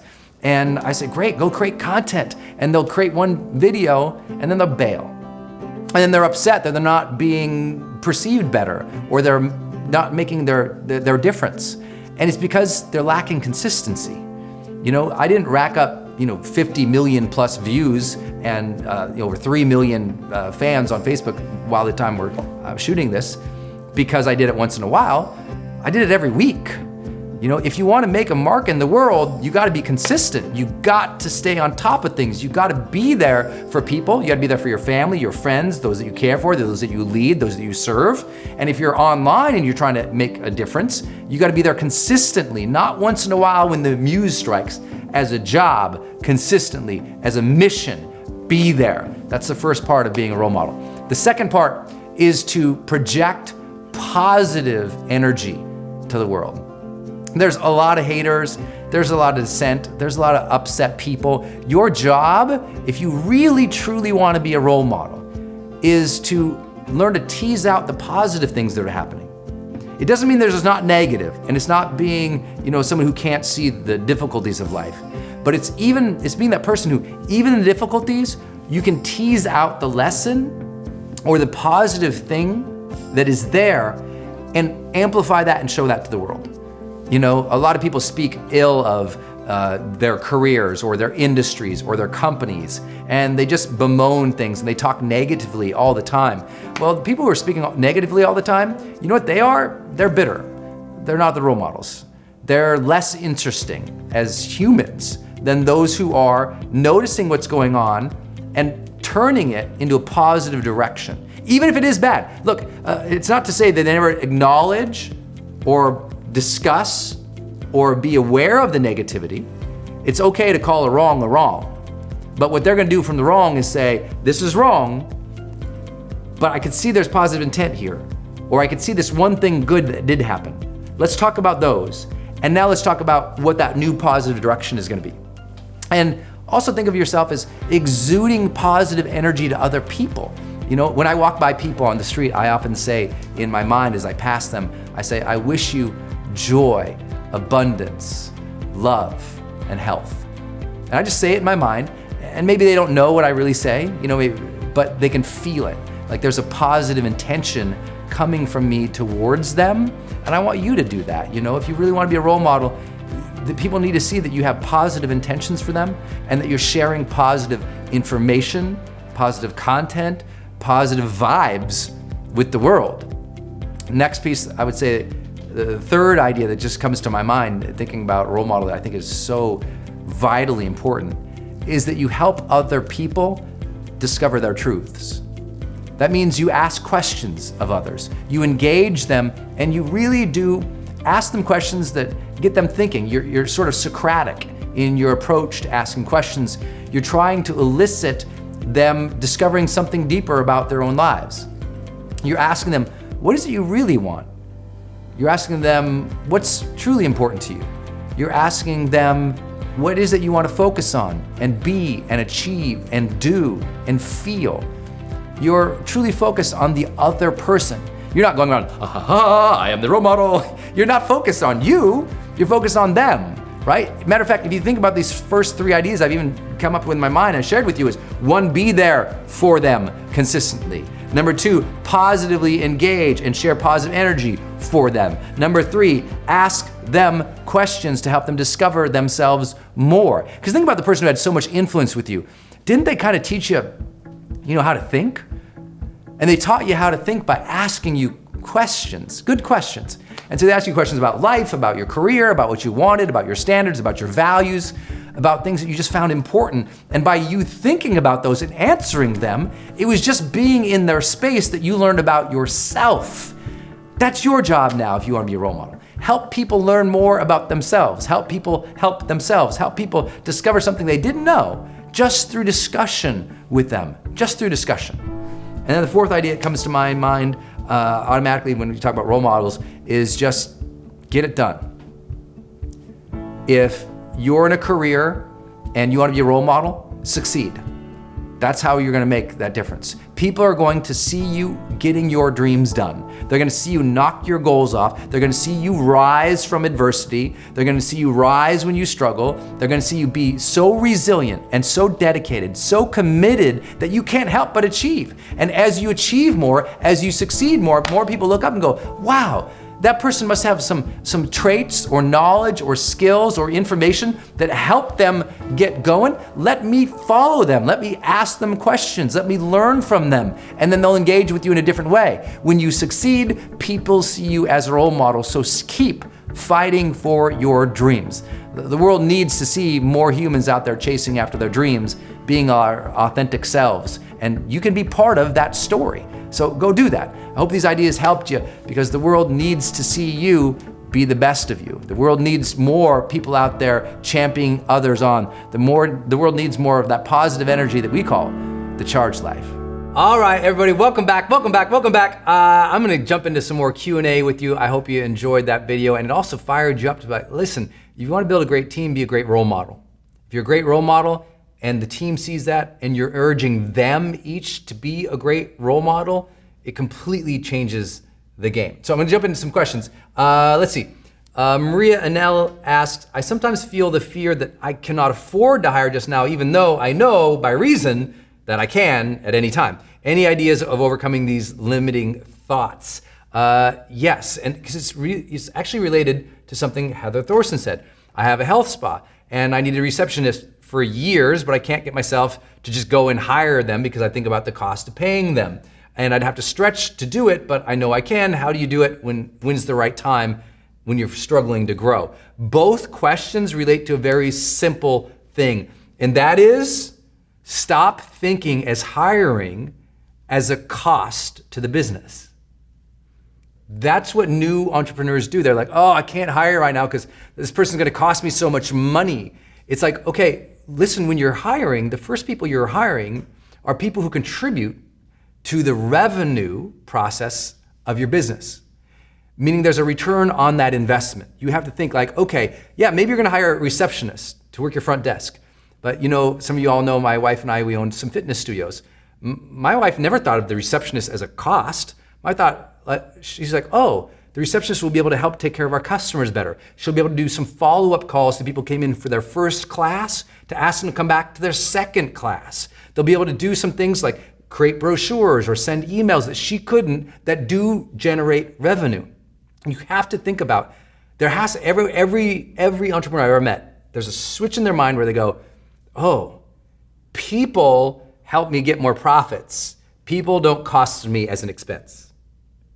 It's hard. You have to fight that impulse. You have to teach yourself and hire for people who touch revenue processes first, so that you have recurring revenue and you know where your company is. And then once you've done that, yeah, maybe you can bring on some support personnel or other personnel who are more administrative, who don't touch the revenue processes. That's okay. But first, that's who you're hiring. So stop thinking that they're gonna cost you money, they're gonna make you money. So that's how you have to ask. He's like, okay, if you're gonna hire that receptionist, or you know it's time to hire people, go, how can I hire this person in a way where they've paid their salary, just working 3 months here, their contributions paid their whole year's salary. And not because necessarily they can, but by challenging you to think that way, you'll deploy their knowledge, skills, abilities, and talents in a better way. You'll utilize them and work with them in a more effective manner for the actual growth of the business. Because everybody on a team wants to see the company grow. And so if you can think about how could this person help the company grow? How could this person contribute to a revenue process or activity? Now it's not so scary anymore. That's the mindset shift.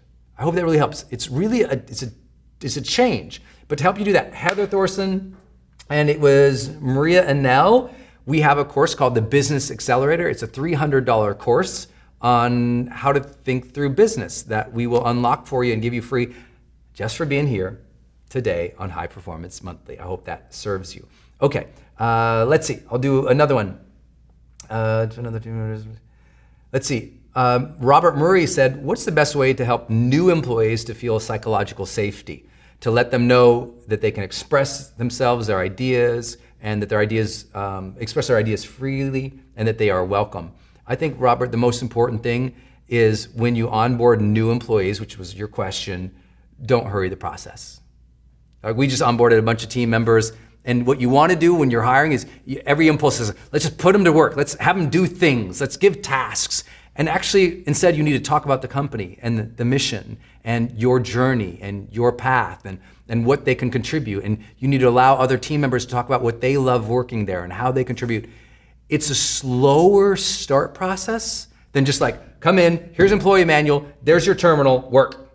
Like, that's not gonna make them feel safe. Like, conversation and patience makes people feel safe. Giving people turn and time to talk and to breathe and eat lunch together gives people that freedom, that sense that like, oh, I'm welcome here. And you have to slow down the onboarding process. I got brought in to work with some huge companies and they asked me these questions, like, our teams aren't high performing. I'm like, show me how you bring them on. And they bring them on and they just throw them to the wolves.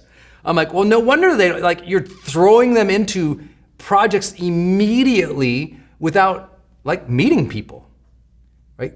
Safety is a reflection of not the work, but a sense of the culture. And a sense of the culture is time getting to know people. So you got to slow down how you bring people into the fold.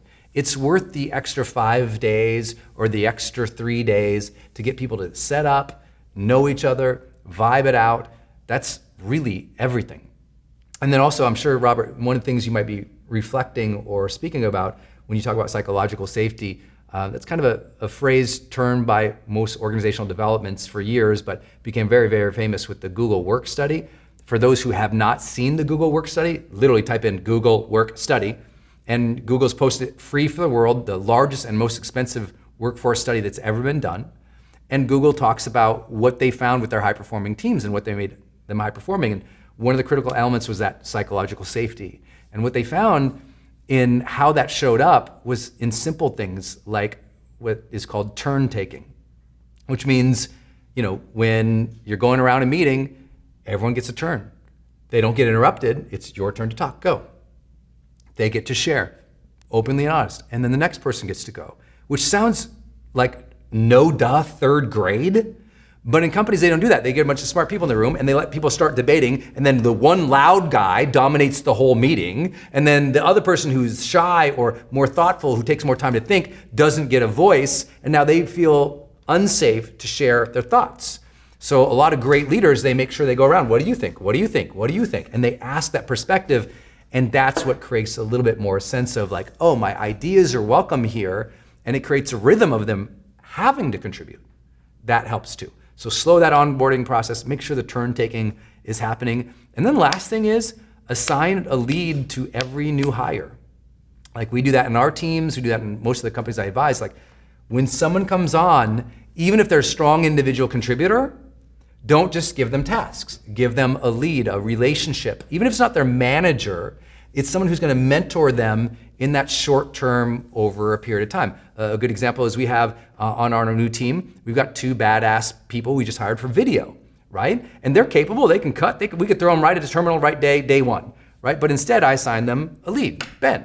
Like Ben's gonna be your lead while you're here in your first 30, 60, 90 days, because he's gonna mentor you, show it to you, get you at peer level and go. And by them having a person to go to, not just a manager, but a peer who's just a little more experienced than them and knows the way around the culture and the organization and the tools, that makes them feel more like, oh, okay, I'm good. Because people feel unsafe when they're unmoored, right? Moored, like how you moor a boat to a dock, right? And that means it's like when they're just like bouncing around out in the wild open ocean, that's scary. But if they're moored, they have a connection, that line to somebody that gives them a sense of certainty, they feel more safe. I hope that helps. Robert, awesome question on that as well. Let's give Robert, because we haven't given away yet, let's give Robert Murray an awesome question. Number 1, let's make sure we give him access to our leadership course. I did a full course on leadership. It's a $200 course. Robert, yours free just for being here. And because we haven't done it yet, and that's a great question, you're asking about other people and making them safe, our first and only of the day, all expense paid trip to our next High Performance Academy. If Robert, you're not coming to this next one, we'll get you for March. So wherever you live in the world, my man, we'll cover your airfare, your hotel. Come on out and see us at High Performance Academy. Congratulations, buddy, for asking a great question about other people. Those are the questions I love the most. So I know we got lots of more questions, and I'm buzzing through here. And as many of you know, if you're new for the first time, every night I go in, I try to message as many as I can to answer more of your questions that I might not have gotten to. Some of you guys have asked me to answer those questions in the chat roll at night, so I'll start doing that. Usually I just private message the people, but if you want me to, if you want to return here tonight, I'll make sure I put them back down below. I think I was not doing that the way I was supposed to for y'all. So I'll make sure I do that if I didn't get to your question. But I got one more piece to teach today. I said, secrets to building high performance teams. Number one, develop the skills first that you know that you need to win in your career, your field, or your industry. Number two, outsource tasks, hire for skill management and culture. Number three, name your values as things that we do here, so it becomes a common parlance in the company. Number four, instill that role model mentality by asking your team if they're role models, by you being the role model and doing the things we showed you in the video. Number five, set weekly rhythms and quarterly goals. So important. I wish I figured this out earlier in my career, honestly. And that is how important it is for a team to sense that they're high performing. There's got to be a lot of momentum. And that momentum has to come every week. It can't come just quarterly. And so I kind of developed this idea of a weekly rhythm oriented around all the companies that I work with. And weekly rhythm is taking each team and helping them understand that there's this weekly thing that is always happening that everyone is contributing to, or your team is contributing to, and it just every week. And they get to start that process every week and end that process every week with a contribution or a completion. And setting that up for your team is so simple, you just have to think through it. Like in my company, it took me a little bit to think through, but I thought, what can I build that around? Oh, I'll build that around how I release YouTube videos. So I'll release a YouTube video every week. And what I'll do is I'll use that as an anchor point to set a weekly rhythm for the whole team. So, okay guys, I'm gonna drop a YouTube video. And when I drop that YouTube video, I want this team to grab it and do this stuff with it. And the social team do it and do stuff like that. And ad team do it and do something with it. And everybody kind of rallies around that one single thing. Like we have a big company, but everyone has that thing to rally around and do something with that thing each week. And that creates a shared weekly thing that the team is working towards to release, to complete, and to do. And sometimes you have to architect that because we don't need to do that. I could just post a YouTube video. But I chose that as the thing that would give us a rhythm. You follow? You don't have to do that, but it makes the team feel a greater sense of momentum. In certain industries like mine, that also creates a greater presence in the marketplace, more consistency in the marketplace, better for the career too. So it kind of matches the goal of what we're trying to do, but it gives everyone a role on a weekly type of rhythm. And it's so important to do. I mean, it can be so simple. Someone asks about a receptionist. Okay, what's something that happens or should happen every single week that receptionist could be part of that weekly rhythm? Maybe it's like, okay, every week, everybody on the team spends 1 hour in customer service. Okay, every week, everybody on that team spends 1 hour a day calling customers. Like you just create something, even if you have to architect it, for them to rally around every week is so important. Because listen, is it true you don't have to do this? Yes. But then what happens is after month 3 or 4 or 5, people don't feel like they've contributed. People feel like, well, I'm doing all this work, but they're not seeing it completed. I hope you all read this book. One of the things that activates that drive, that motivation at a fulfillment level is when we are part of a process where we get to see something start, the middle, and complete. A lot of people who hated their jobs didn't actually hate the job. They hated the fact that they never saw the job make its impact in the world. They did something, but they didn't see something complete often enough. So even if they were doing meaningful work or fun work or creative work, that lack of progression every week to see something happen is okay, for a few weeks. And for a great professional or someone with lots of experience who's had that, they can go a few months. And then they feel bored. And then they feel like, why are we here? And then they feel like nothing, I'm doing all this stuff, but nothing ever happens. So setting that weekly rhythm for the team to rally around is really important, okay? Really important. That makes a team high performing because it creates a rhythm, right? It's like the Pistons just firing every week. That's the rhythm. Everyone needs a rhythm, right? You think about dancing, the base of dancing is just the rhythm. But then you gotta have the splash. You gotta have the special thing that you do. And that's your quarterly goals. That's the bigger things that you're after as a team or as a company that you're managing towards that gives everybody aim, because everybody needs aim. So probably out of all the biggest companies in the world right now, in the, let's say the top 10 highest valued companies, whether it's an Alphabet / Google or an Apple or an Amazon, most of these companies are managing teams to quarterly goals. They break down their yearly, their 3-year, all the way back it up into quarterly goals. And that's a really big piece that you and your team have to figure out too, right? First, establish the weekly rhythm.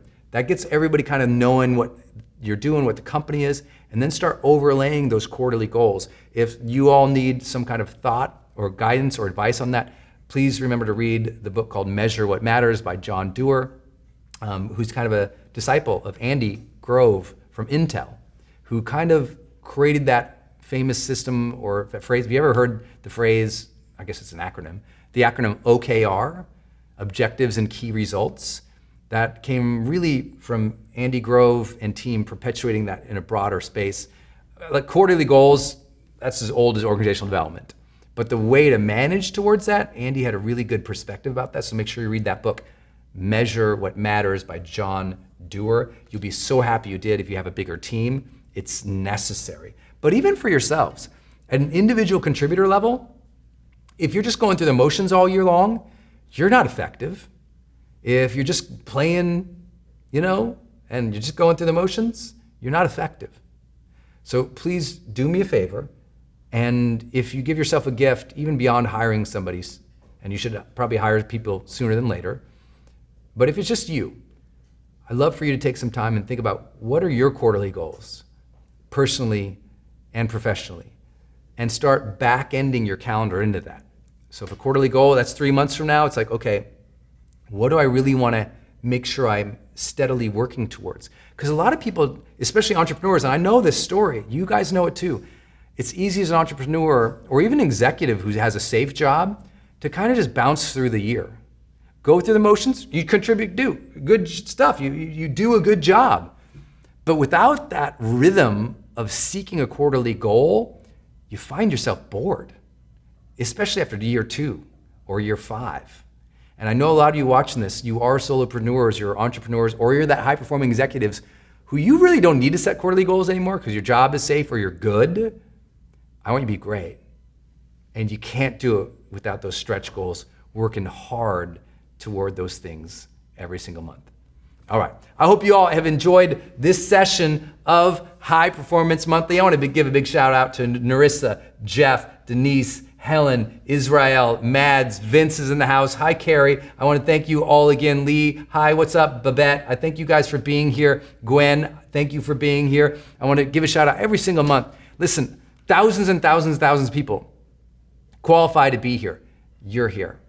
You all care about your personal development at a whole higher or other level. This means start thinking about team.